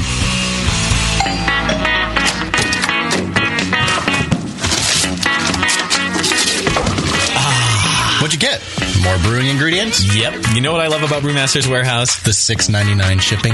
Well, yeah, but... Oh, the in-store classes for beginning brewers. Yeah, that's cool, but... Oh, the Brew Builder. Creating and saving your recipes online is awesome! No, yes, but... The cheese-making supplies. No. Oh, the wine-making supplies. Oh, the distilling equipment and liquor flavorings. All that stuff is awesome, yes, but what I really love is that the guy who runs it is totally hot. And that Brew Builder software is awesome. Oh, yeah. Brewmaster's Warehouse brings you flat rate shipping on great equipment and ingredients to make beer, wine, cheese, and spirits at brewmasterswarehouse.com. And if you're in Georgia, stop by Brewmaster's Warehouse Monday through Saturday from 10 to 6. Visit brewmasterswarehouse.com today because it's totally hot. Oh, yeah. BN Army, I'm here to talk seriously for a second. You all are partially responsible for something explosive, and it's time you answer for it. Moonlight Meadery is exploding. Yeah, exploding across the country with insane quality meads. With nearly 70 different varieties of mead on the market, Moonlight Meadery has blown up the mead category and completely reinvented it. Seriously? What? Seriously? What? You're paying money for that watered-down mead when you could have a Moonlight mead? Moonlight doesn't stop at 14% like most meaderies to save 40 cents a gallon. Moonlight meads explode with quality and flavor. They're a party in a bottle. Did someone say party? If you want mead and want the best, you want meads from Moonlight Meadery and will accept nothing less. Be a part of the BN Mead explosion and ask for, demand Moonlight Meads at your favorite bottle shop. Moonlight Meads. Girly names, manly meads. Hey, sign me up for that party.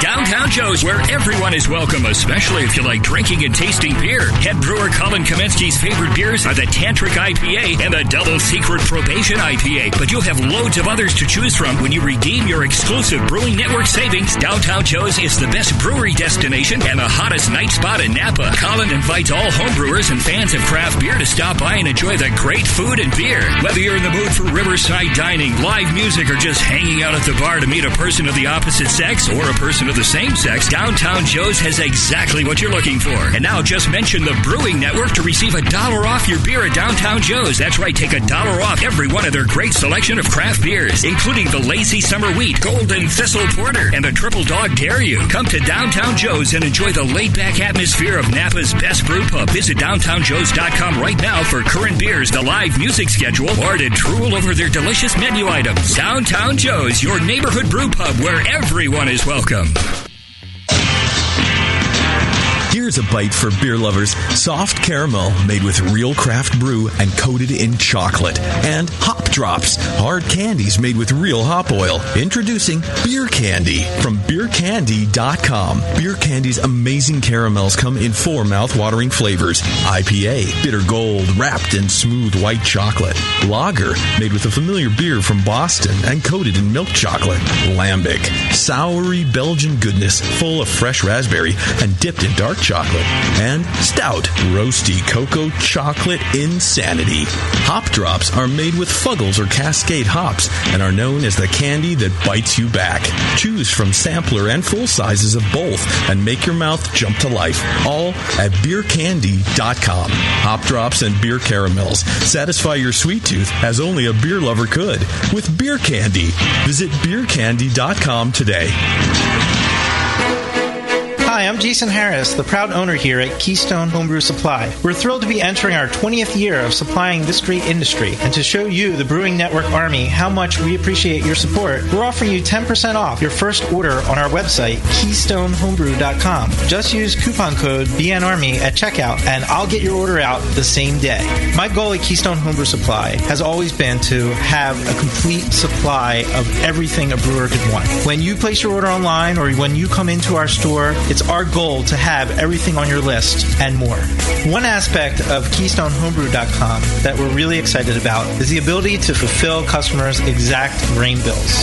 Do you hate to wait? Keystone Homebrew Supply can get your precious yeast and hops to you within just one day if you live between Connecticut and Virginia, and within 2 days east of the Mississippi.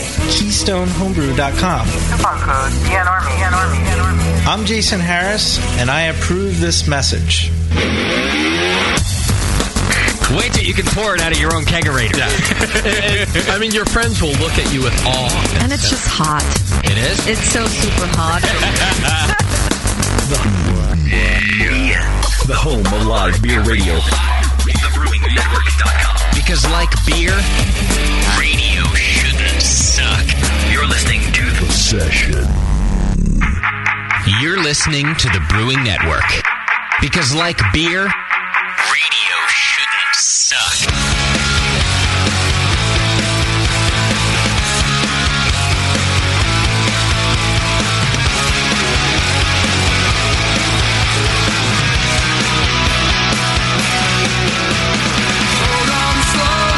All right, girls and boys, thanks for hanging out with us. We got a little bit left to do. We got a game here to play. Call right now, 888-401-BEER. That's 888-401-BEER. We're going to play Find the Fake, and I'll give a prize out to the winner. It'll probably be something like a Brewing Network work shirt. We've got Brewing Network work shirts in. Or if you don't have a penis, I'll give you something that, unless you want the work shirt, I'll give you female clothing. So... we have DVDs too. We can give some of those away. Yeah, we have things if you to don't give want away. shirts. What are you saying, Justin? You saying women don't work? Is that what you mean by that? No. I'm just saying if you wanted women's... No. You're sexist. Admit it. Just admit it. Their curves aren't very flattered in work shirts. I must be sexist. Their curvy hips and lush... Oh, God. 888-401-BEER. That's how you play Find the Fake. We're about to do that in a minute. Hey, have you guys heard of this Adam and Eve? Yeah. Well, Adam and Eve gives you dildos. Yeah. Well, they don't necessarily give you dildos. Maybe that's an overstatement. Well, yeah. Go to adamandeve.com right now, and for a limited time only, if you use coupon code BNARMY, that's BNARMY, you get 50% off just about any one item. You get free shipping. You get 3 free adult DVDs from all sorts. You've heard the genres. You know the genres. You're inventing genres in your brain right now that we haven't even thought of yet. I learned some new ones today, actually. Did you learn new ones That whole today? rope thing. I never thought about the ropes. Ropes? Yeah. It's called bondage. Bondage. Bond? I never Oh. think, that's cool. Definitely a category. Yeah, I know it's a category. I just never thought about it. Oh, right. Yeah, 3 free adult DVDs from any one of these genres, plus a gift, a free gift. So just use coupon code BNARMY, and Adam and Eve's been a big supporter of the show, as you might imagine. We're kind of right up their alley. I was wondering if you were going to have Charlie do that part, but we didn't do that while I was here. Oh, I should have. You know, I did move around the ad. Sometimes I'll move around the ad based on our guest. And I was waiting for that to be awkward and fun. That would have been great. I'll tell you what, if Charlie was coming in here for a topic and not to plug his book, I would have had him do it. Yeah. But I figure he could at least use it as a proper media outlet if I didn't make him talk about wieners. Yes. So rubber wieners. I mean, in my defense, they wouldn't have been Good ones, wieners. though. They would have been regular. High quality. They would have been, You'd be proud to have one. yeah. So anyway, AdamEve.com. Use coupon code BNARMY. Do it now, and we'd appreciate it very much. Yep. Yeah. All right. Looks like the phones are lighting up. Just before we get to Find the Fake, I'd like to introduce the person in the studio right now, and I'm going to say this, and I mean it. I actually consider our very first Brewing Network listener is sitting in the studio right now. Nice. He's the very first listener that we had. And here's why. You know, we did about a 6-week promotional run before we ever did our first show back in 2005. And that was courtesy of our great friends over at More Beer. The More Beer guys let us put flyers in each of their packages that they were shipping out, and they're still our sponsor today, 8 years later. And the guy sitting in the studio right now is the first person to contact me. We had opened our forum and our terrible, terrible website. And you know, the guy was nothing but positive, and he just said, it was kind of just a hello, like, hey, I think it's a good idea. I heard about you. I'm going to be there. And we started even chatting back and forth before the show even started. Crotch Rot is sitting in the studio right now. Hello. Stuck with you all this time. Yeah. Can you believe that? 8 years later, Crotch Rot's actually... I didn't know this was Crotch. He's sitting in our studio. He didn't introduce himself properly. This guy's beyond history. Yep. See? There we go. He probably Let's do this introduced right, himself man. by his God-given Nice name. to meet you. There you go. Hell yeah. Crotch Rot, how the hell are you? I've been wonderful, man. Doing one off the bucket list, man. One I've wanted to do for a very long time. Head out to the West Coast, enjoy and partake in the craft beer that you guys talk about. Yeah. It's one thing to hear it every day. It's another to experience, and it's been awesome. Come check out the beer scene. Absolutely. I want to ask you about the beer scene, but I still want to give you a couple kudos. You know, we did our first NHC. I contacted the National Homebrewers, the American Homebrewers Association, and I said, hey, I'm this idiot who does a beer podcast thing. We just started. We've been doing it for about a year. I'd like to come and broadcast from your event. You don't have to really do anything. If you can give me a pass to the event, I'll come. I'm not even asking for anything for free. We'll set up. We have a lot of listeners now, and we'll interview people from your thing. I have no idea why they said yes. I genuinely have no idea why they said yes. I could not think of a more unprofessional pitch, and they did though. Was it that they said yes, or they didn't say no? They were just like, yeah, whatever. They actually said no. They said yes because they gave me space in their hospitality suite to set up. Back then, this was in Florida. And anybody who's been to any recent NHCs knows the difference between the hospitality suite then, even the conference as a whole, but the hospitality suite then and the hospitality suite, now. The hospitality suite then, I could speak this volume in the room and talk to the guy at the other side of the room, the vendor at the other side of the room, right? You could just say, hey, absolutely. How's it going over there, Charles? So it was very small, but they gave me space to set up there. Well, here's the thing. I had no idea how to set up and do a live broadcast there. And one of the things I needed was a PA system, way out of the budget of the BN at that time. Well, Crotch Rot reached out, and he's like, hey, I got some buddies that play music. They're in bands or whatever. I'll figure something out. I'll show up with a PA system. Crotch made the event happen because he showed up, sure enough, with the largest PA system I've ever seen in my life. Oh yeah, glass tubes, and that sucker was it was ancient, but it worked. Awesome. It sounded good too. Oh, it sounded great. It was huge. Denny Kahn, who's a home brewer, also a sound engineer guy, had to help us dial the goddamn thing in. It was so loud. I mean, he was he had to help us get the feedback under control. In fact, I remember the AHA kept coming over and telling us to, or you guys to turn it down. They're going, you need to turn it down. It's almost, well, we don't know how. Yeah, I'm happy to turn it down. I don't know which of these does it.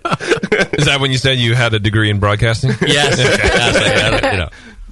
And that... So Crotch helped us out. He put hauled this thing over for us, helped me set it up, and we got it going. Well, we set up, and at that time, now they learned their lesson now years later. They set us up in such a way so that when the hospitality suite closes, they just close a door behind all of our equipment. Yeah. But that's not how it worked back then. So they locked the hospitality suite, and then it opened up at an earlier time, and all of my stuff was supposed to be out of the way. It was supposed to have been moved to the other side of the air wall. But I was drunk and passed out and hung over, and my phone was ringing off the hook for 2 hours. The AHA was pissed because their hospitality suite was opening up again, and my shit was in the middle of the floor, like just strewn everywhere.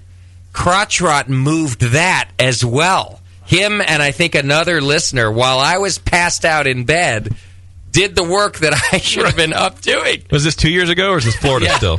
No. I still can't believe that they invited me, that they allowed me to go back the following year. Well, you took off quite a bit after that, too. They had no choice. Yeah, I don't think they had too much choice. Which is always what you want to hear. So I just wanted to give some kudos to a guy who's not only our first listener, what I consider our first listener, but has done some help for us. Our first roadie. Thank you. Yeah. But now, so how do you like the SF beer scene? The SF beer scene is just amazing. The city itself is amazing. It's a totally different environment. It's a totally different culture. It's a totally different people. Different than Florida. Florida's a lot of New York transplants, northern transplants, and it's everybody is almost distrusting. They'll look at you and go like, "Why are you talking to me?" There's a lot of deadbeat dads there. You can't blame them. Well, and that was one of the things I was going to say. Different with San Francisco is, just even the culture, the clothing, everything is different. I mean, here people wear shoes. It's just it's blowing my mind. Right. But no, over here, you can tell that people from San Francisco are extremely proud of their city. They want to tell you all about their city and share their city. Yeah. And will actually go out of their way to make sure that happens. That's been something that's been really cool. I mean, I've been living I would say a completely non-planned vacation. Yeah. Just living spontaneously. And you're just here by yourself. Yeah. And people have been showing you around? Absolutely. Random strangers? Yep. That you met at beer places? Yep. Wow. That's awesome. Was this trip just totally impulsive then? Yes, Did you it was. It was one of those sitting around the house, had a rough week at work or whatever, saw a Southwest commercial of Want to Get Away. And I said, yes, I do. And I booked the ticket that night. Yeah! This marketing works. He's sitting there. Southwest comes up, Want to Get Away? And Christian goes, now that you mention it, I fucking do want to get away. Yeah, and I did. And I booked my ticket that night. And that's fucking I was out here about a month later. Wow. I love it. So yeah, it's been completely wild. I'll generally what I've done is the night before I'll plan a place to go. Usually offer recommendations of people, locals, and I've worked very hard to make sure I don't do the touristy things. I've yet to go to Fisherman's Wharf. I've yet to even see the Golden Gate Bridge. Wow. I'm not riding streetcars. I'm living by what the locals tell me to where to go, eating where the locals tell me to eat. Okay. And you should do the streetcar though. It's pretty fun. And the Golden Gate. Yeah. I will see. You got to do both of those. Says the two people who live in the East Bay. By the time I finish my day up, there would actually probably be about 3 Golden Gates in my vision because that's about what I'm seeing. Right. So I remember years back you used to dig some hoppy beers like IPAs and stuff. You still like those? No, more than ever. More than ever? More than ever. All right, you're in the right place. And you found a few you like? Yeah, I have. Drake's Hopstradamus has probably been my favorite so far. It's just really, really They hoppy. kill it. I don't think I've had that beer yet. I haven't either, no. Wow. This sounds good. It's off the hook. Okay. I've had Pliny the Younger while here. I mean, there's just it all blends together. I've had so many big hoppy beers, and then the beers that we had the other night over at the Rare Barrel. Yeah. I mean, just those sours were unbelievable. Killer sours. Yeah, Great. absolutely unbelievable. Well, I'm glad you're having a good time out here, man. It's good that you came to visit. Oh, yeah, killer, and thanks for having me. Absolutely. All right, let's get to our game, and we'll keep talking to Crotch Rod as we go. It's funny that nobody knew it was Crotch Rod because he introduced himself as Christian. Hi, maybe. I can see it now, though. Yes. Awesome. Well, I introduced myself as Tacey. He should have known that he should have come Yeah, out exactly. with his handle. That's right. Pretty rude, Christian. Yeah, damn it. Catching me by surprise. He's an incognito here. Boo. All right, let's meet Wes in Washington. He's going to play Find the Fake. What's happening, Wes? Yeah, not much. I'm not in Washington. I'm in Oregon. I told Bevo wrong. No. This is Blake. You told her wrong? Let's still blame Yeah, no, Bevo, he didn't. I didn't do that. He's like, been on hold so long. I'm in Oregon, but I'm in Arizona. I walked across the border while I was on hold. It was cold. Yeah. Also, the clarification matters. I'm on a boat. Yeah. I'm actually on Mars. I'm going to go to Jupiter. Hang on a second. Now, let's see how everybody else did. This should be a countryman of yours, Crotch Rot. Tony from Orlando. Tony. Where's Blue? Yo. Are you actually from Orlando? Or calling? Unfortunately, yeah. Okay, he is. There we go. If you have a daughter, can you name her Dawn? Because Tony Orlando from Orlando and Dawn.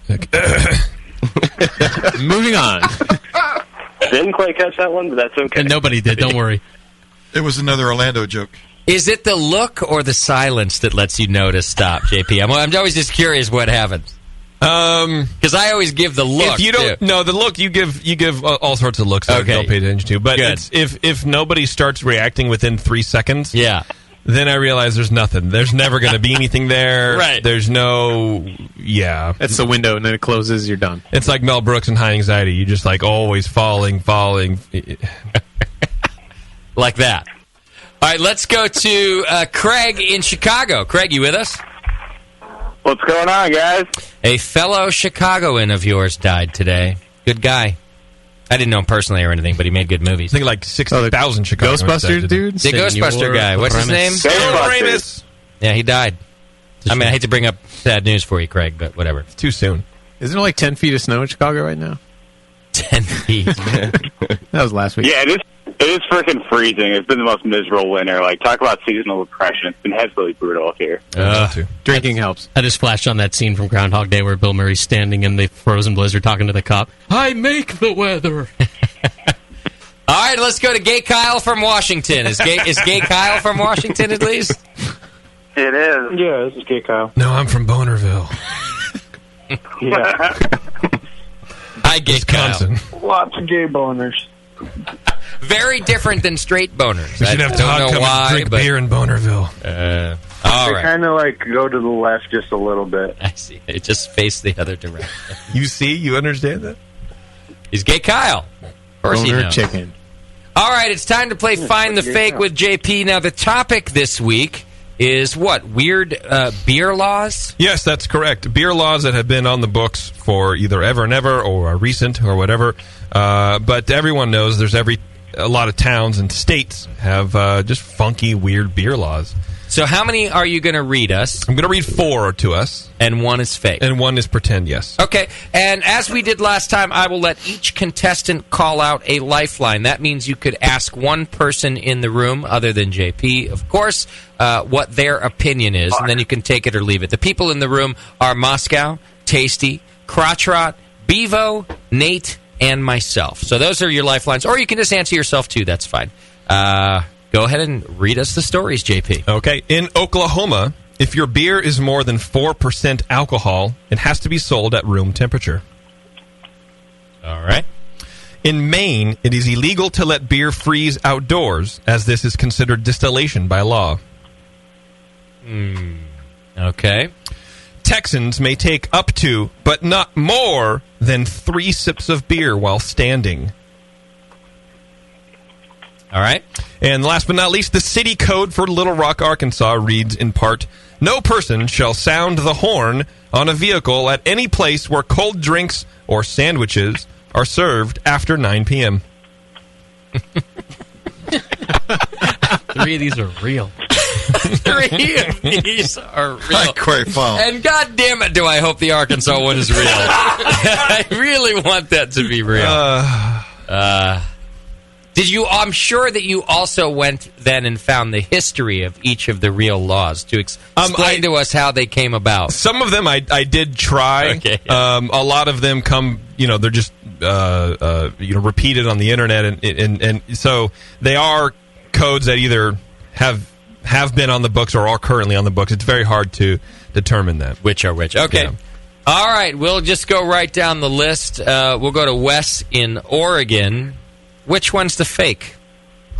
Can you say number 2 one more time? I didn't hear it very well. Number 2, one more time. I believe that was Maine. Yep. Okay. In Maine, it is illegal to let beer freeze outdoors, as this is considered distillation by law.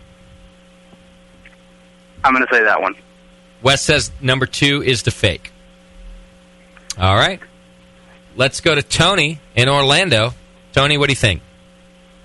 Well, number 2 is the only one that actually sounds like it makes sense, which is why I think it's fake, but I want to hear what Moscow thinks about it. All right, Moscow. I'm saying the Texas one is bogus. Which is... 3 sips. Texans may take up to, but not more than 3 sips of beer while standing. It's just 3 sips? I don't think they would go by sip. I think they would go by, can or bottle. You think in Texas you don't sip, you chug? Yeah, you gulp. Like a boss. All right, so you're saying Moscow thinks Texas is the fake. That sounds logic. I'll go with Moscow. All right. Who's going to ask Crotch Rot for the lifeline? I thought Orlando would, but he didn't. Don told me not to. All right, let's go to Craig in Chicago. Which one's the fake? I got to go with Maine here. Yeah, the frozen is freezing beer is considered distillation. That's got your language written all over it, I'm going to say. All right. So Craig says number 2. And Gay Kyle. What was the first one again? I missed the beginning of it. In Oklahoma, if your beer has more than 4% alcohol, it has to be sold at room temperature. Okay, that seems silly. It's Oklahoma. I'm gonna ask Nate's opinion. All right. I asked Tasty last time, and he fucked me. That Tasty will tend to do that, yeah. He'll fuck you. Yeah. Well, you kiss then. If you give him enough time. My initial thought was the 4% ABV one was bullshit. Okay. That's what. After hearing it, I'm thinking that you know what? I'm going to go with it. Last time we all took Let's the same try. one. I can fuck you this time. What's your reasoning, Nate? Hey, I'm used to getting fucked. So Oklahoma. Hey, Kyle loves to that get just fucked by brewcasters. Yeah, it just doesn't sound right. It's just something about it, and I don't know. The main one maybe 2, but I could see Yeah. that one actually, and the other ones are just so weird and old school and goofy that yep. But the 4% one, it just sounds like it was written by us. All right, so I Gay agree. Kyle's going with... I'm going with 1. I'm going with Nate. Don't fuck me on this. So I'm torn between number 1 and number 4. 4? 1 and 4? Well, Arkansas, you can't honk your horn when there's cold drinks around. Or sandwiches. Or sandwiches around. After 9. After 9? I mean... That's a trifecta of idiocy. If this ever was a law on the books... But then the other question is JP clever enough to invent this law? See, it's so weird it has to be real. And he wouldn't have said the and sandwiches, would he? No. Actually, sandwiches is what made me think JP. Yeah. I thought it would have to be beer related, so the and sandwiches said no, he didn't. I'm with you on that, Tasty. I did say I'm going to start organizing my socks in chronological order. I'm clearly not a level-headed person. That's true. I'm going to learn more about how weird you are than about beer here. All right, we're going to do a Brewcaster version. We're each going to guess, too. We're going to do a little competition. Moscow, what do you think? I was going with the Texas one. So you're number 3. All right, Tasty? I truly believe that 4% in Oklahoma, that is actually true. That state's crazy. Yeah, I think it's either 2 or 3. The distillation or the sipping rule. The sips? I have to go with the 3 sips in Texas. I mean, they were drinking like a bottle of whiskey at a time in Texas before they had beer laws, probably. So, yeah. And that one kind of screams JP, too, because it's like it's his little dig at Texas. He hates Texas, yes. He likes to fuck with Texas. That's true. It's his little Not dig so much at, lately, like, though. But, up to 3 drinks while standing. It's his little dig. Yeah. So that, okay. Crotch Rot, what do you think? I'm kind of in the air on the 4% and the main with the distillation. Because, I mean, if you go with the true definition of distillation, it has nothing to do with freezing. Right. So how's that law going to hold up? Okay. Lawmakers aren't known for knowing what the hell distillation is. Right, but that's an easy one to beat in court. All right. So, I think I'm going to stick with the main and the distillation. Okay, you're going number 2. Yeah. Nate, I know you gave your vote too. Are you going to stick with number 1? I'm going to stick with number 1. Bevo? I have no idea. Yeah, take This a is guess. all retarded. Yeah. Which one is I'm most gonna go likely? I'll go with number 2. Fake. Number 2. Am I really going to... Nobody thinks Arkansas, huh? Nobody thinks that honking a horn with cold drinks and sandwiches after 9 p.m.? But it's Arkansas. I'm taking it. That was like a lawmaker who didn't want to be woken up or some shit, you know? So he lived above a bar and sandwich shop. Exactly. All right, This is like taking number 1898 4. or some shit. No contestant or brewcaster believes that the Arkansas one is Amazing. fake. I'm going to stick it in there. Yeah, you are. All right, JP, which one's fake? Well, this is a good game because I do have you all misled. Because keep in mind, it's illegal in the U.S. to make Eisbach. Right? So just keep that in mind. Yes, it is. Good news for everybody in Little Rock, Arkansas, who happens to live above a bar and a sandwich shop. It is, in fact, illegal to sound the horn at any place where cold drinks or sandwiches is served after 9 pims. After 9 pims. Uh-huh. See, I think that goes back to like high school days where you would drive around town and you'd see your buddies and you'd honk the horn. Yeah, or It's probably to control that. They don't congregate around the A&W or something. Probably earlier than that, like in the invention of the car. Yeah, you know? there wasn't even a chance. I can't believe Tasty came up with a logical reason that this law might I would have be voted on for the that law books. if I was a, Yeah. a city councilman. Hell yeah. All right. Did they even have cars when Tasty was a teenager? Well, he didn't say when he was a teenager. Sure, and they had horns on carriages anyway. It was a little Yeah, after 9 o'clock.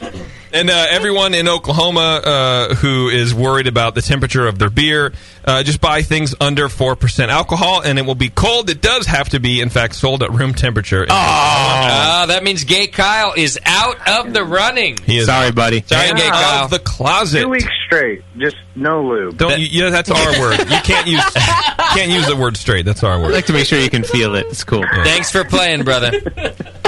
All right, goodbye to Gay Kyle. And also, great news for all you craft beer hipsters in Texas. You have been breaking the law if you stand around and take more than 3 sips of beer. It is, in fact, technically illegal to take more than 3 sips of beer while standing in Texas. Wow. That takes Tony out of the running. Sorry, bro. Which means it is technically illegal in Maine to let beer, or it is legal to let beer freeze outdoors. It's not considered a breach of the law. Whoa. So that is the fake one, the main one. Number 2. Number 2 is the fake, which gave Wes and Craig and Crotch Rot the win. Yes, sir. Well done, folks. And I thought for sure that would get people because you can't make an ice beer in this country, and so I thought everybody would know that in this room. Yeah. So you would pass and go to the other ones, but apparently not. I think you forgot that the smart person left already. Yeah. Oh yeah, that's Evo true. makes a good point. I am still here. All right. Wes and Craig, send an email to jp@thebrewingnetwork.com along with your shirt size, and we'll send you some shirts. Yeah, you will. Thanks for playing, guys. Thanks, guys, dudes. Well done. Later. Yeah. Try to sound a little more excited, everybody. Really, Arkansas? Honking a sandwich? Yeah. Sandwiches. What a mess. All right, do we have a Twitter game result as well, JP? Good job on Find the Fake. Yeah, that was a great Thank game. you very much. Yes, the Twitter game, of course, as you remember, was who can we sue and why? Yes. I suppose whom would I do be remember. more appropriate. Steve Mayo wrote, we should sue Will Wheaton for stealing Don't Be a Dick from the Brewers Code.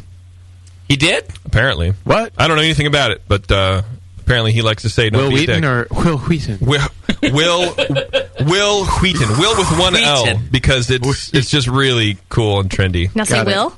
Will. And say Wheaton. Wheaton. Wait. No, Wheaton. Wheaton. Oh my God. I don't get it. That sounds the same to me. You're stupid. It's fine. Jeff Grainlick writes, we can sue JP Surgeon for not finishing the job to make him a lady. Man. Oh, I thought have a vagina. if he would have just stopped at not finishing the job, Right. it would have been hilarious. You just should have said throat vagina. Blarp, blarp. Scott Williamson wrote, we should sue Sugar Valley Brewer for getting waka waka waka on her bare behind stuck in everyone's head. Jamil texted me the other day that it's in his head every No day. way. Yeah. Really? Which means that Bevo's behind is in Jamil's head every day. Even Jamil. And then Ryan writes, we should sue Sugar Valley Brewer again for just extreme creepiness. Oh. Yeah. That's it. He does excel at That's that. a Twitter game. Guess who I vote for? Will Wheaton. Wheaton. Will. Is it a sharper, is it a shorter L? Because there's not two, there's one. So it'd be Weil Wheaton. Just stop talking. Okay. No. I think Sugar Valley sent in a new song this week, but I haven't screened it. You guys, Who's it about? should we play an unscreened version? 3 guesses Yes. and the first No, 2 don't count. Absolutely. Sugar Valley Raw. Who's it about? everybody. Hang on, let me see. If it's about me, we have to. It's about screen it. Abby's future behind. Okay, the Dude. the email is titled subject new song. Hi, Justin. I'm trying to come up with a new song. Again, poor Bevo is the target. Damn it. This time, it's not a song yet. He's asking our advice. This time, it's either "Who Yo Baby Daddy" or "Train, Train, Bevo's Been Pulling a Train." Do you have any input? It's just wrong on so many levels. I vote Train, Train, definitely. Yeah, go for it. Is it in the? So Is it in lucky the? I'm not delicate. Is it in the melody of "Train, Train, Hush, Hush, Eye to Eye"? Is that what it's going to be? Because it's "Train, Train." No one knows that song. No, but I don't think that's the name of the song. No. It's Hush Hush. Bevo's been pulling a train. I was just trying to think in Sugar Valley Brewer terms. I think there will be some reference to a caboose, probably. Like riding in the engine caboose. Yeah. So should I respond that "Train, Train, Bevo's been pulling a train" is our suggestion?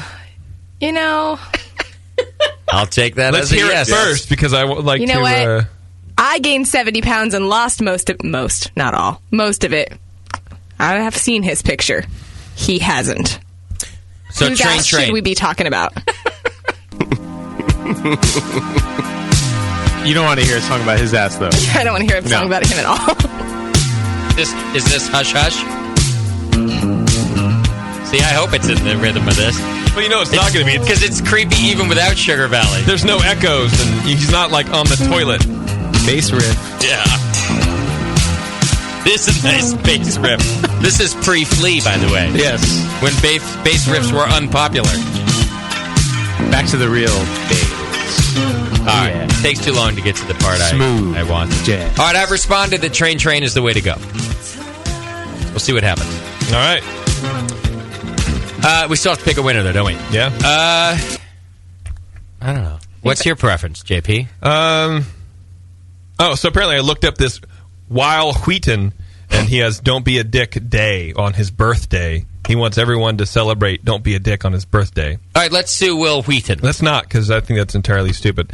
Let's do the Sugar Valley Brewer for getting Waka Waka Waka stuck in everyone's head. I don't know. What do you think? I don't like it for that. If we're going to sue Sugar Valley, it's going to be for Extreme Creepiness? Yes. Ryan wins? Yeah. All right. All right, there you go. Extreme Creepiness. Hey. Thanks, Ryan. Is our winner.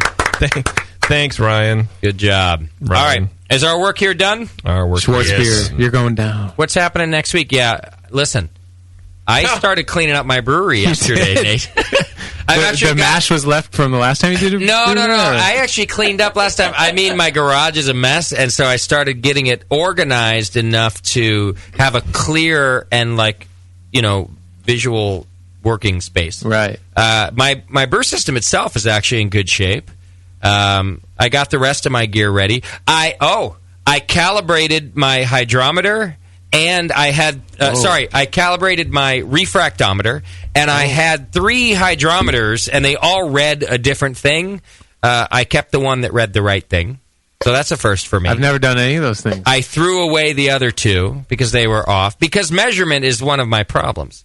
Right. My next step this week is to calibrate the thermometers in my kettles, because they're all over the place too. So listen, I'm gearing up for this losers bracket, Nate. It'll be a good losers bracket. Yeah. So, have you done a recipe yet? No, I'm literally just going to use Jamil's Schwarzbier recipe. Got it. Why would I change a recipe? I mean, I'm just... Why would you fuck with it? Do you know what I mean? It's an award-winning recipe. Doc wants me to use his. Yeah. But, I mean, Jamil's recipe it's in brewing classic styles. That's true. It's the brewer. Right. That's fine. No, but I'm just saying that's more important. Well, a big it's question. Tried and true. It's tried and true. Yeah. Well, a question I have is how many people, because that book has been out and so many people own that book, is how many beers in that competition are going to taste just like yours? But it's just between me and Nate. Oh, it's just okay. It's just Justin and me. Okay. Here's what my thought process is. Because it's the brewer, I'm just going to go with a standard tried and true recipe. Right. It's a good idea. Just try to brew the shit out of it. No, I was just saying that don't take yourself out of the equation. Oh, yeah. Okay. Yeah. I thought that one. I thought it was too much roast and too much crystal. But now I'm second thinking it. Maybe I'll do the same one. I don't know. We'll see. Well, God, I hope it's not, because I spent a whole bunch of time describing the style as don't have too much roast. Yeah. So if it ends up that way, then I'm going to shoot myself in the foot. Well, he's got a couple in there, and one of them is a little bit on the edge of it, but... I'll probably consult Jamil. Yeah. I want to ask the listeners if they think I should decoct this thing. Oh. Should I really try and fuck it up and decoct it? That'd be kind of fun. I think you should. Yeah. There's no goddamn way in hell I'm going to do that. Your answer should be yes to that. I'm considering not even doing a starter this time around. I'm considering just reducing the areas I can... Just make it real simple? Yeah, I'll throw in like 8 vials of yeast. I forgot to try something new that I can easily fuck up. Yeah. It'd be no fun otherwise. So That'll be good, though. I haven't done one of these in a long time. I'm looking forward to it. It seems like we're all brewing, and by that I mean me and Nate are brewing our Schwartz beers, and Moscow and Doc, we're all brewing around the weekend of the 7th, 8th, and 9th. Is that right, Moscow? You plan on doing that with your double IPA? Yes, sir. Which means that 5 weeks after that, we'll do the double IPA show. And the following week, so 6 weeks after that, we'll do the Schwartz beer show. Got it. Is that enough time for a lager? 6 weeks? It's close, but it'll work. Yeah, we can do that. Do we want 7 weeks? No, 6 is good. You think 6 is good? Yeah. Even for mine? Yours will maybe even excel at that. Who knows? Right. We don't let these sit around too long either. Then we'll start to realize all the things we really screwed up. Yeah. Okay. So that's about the timeline. We'll post the dates, and you guys can follow along. Of course, we'll give you updates throughout both teams' brewing process, let you know how things are going and how we did. And the Brewcaster Challenge is officially on. Right? What's next week? Lager it up, buddy. Next week, we will have a few guys from the Maltose Falcons. They are celebrating their 40th anniversary this year. Wow. It's a long time. Yeah, we're in the middle of 5 shows in a row, so let's find the edge of your seats. All right, sounds good. Crotch Rot, good to see you, buddy. Thank you, buddy. Thanks Good for to see you coming guys. out. Tasty, thanks, buddy. Sure. Jip, are we done? We're done. Get us out of here. Thank you to our show sponsor, More Beer. You can get absolutely everything you need to make great beer at home by going to morebeer.com. A large BN thank you to Dr. Charlie Bamforth for coming in and talking about flavor and foam stability. Pick up his new books over at asbcnet.org. For more info on Todd and his fundraising beer tour, check him out at ctpoortour.com. JP is trying to be funny over Twitter. Give his ego a much-needed boost and follow him at Major Jip. For some good beer insight and homebrew info, follow Nate Smith and Nathan Homebrew and Mike McDowell, Tasty McD. Production director on this session has been Push Eject. Tonight's show has been produced by Scott Moskowitz. JP's scar was tinkling through the entire show, and he thought he should let you know. Your call screener was Bevo, and I don't have anything funny to say about her, nor Justin Crosley, who was your host. Be sure to find the Brew Network on Facebook and Twitter.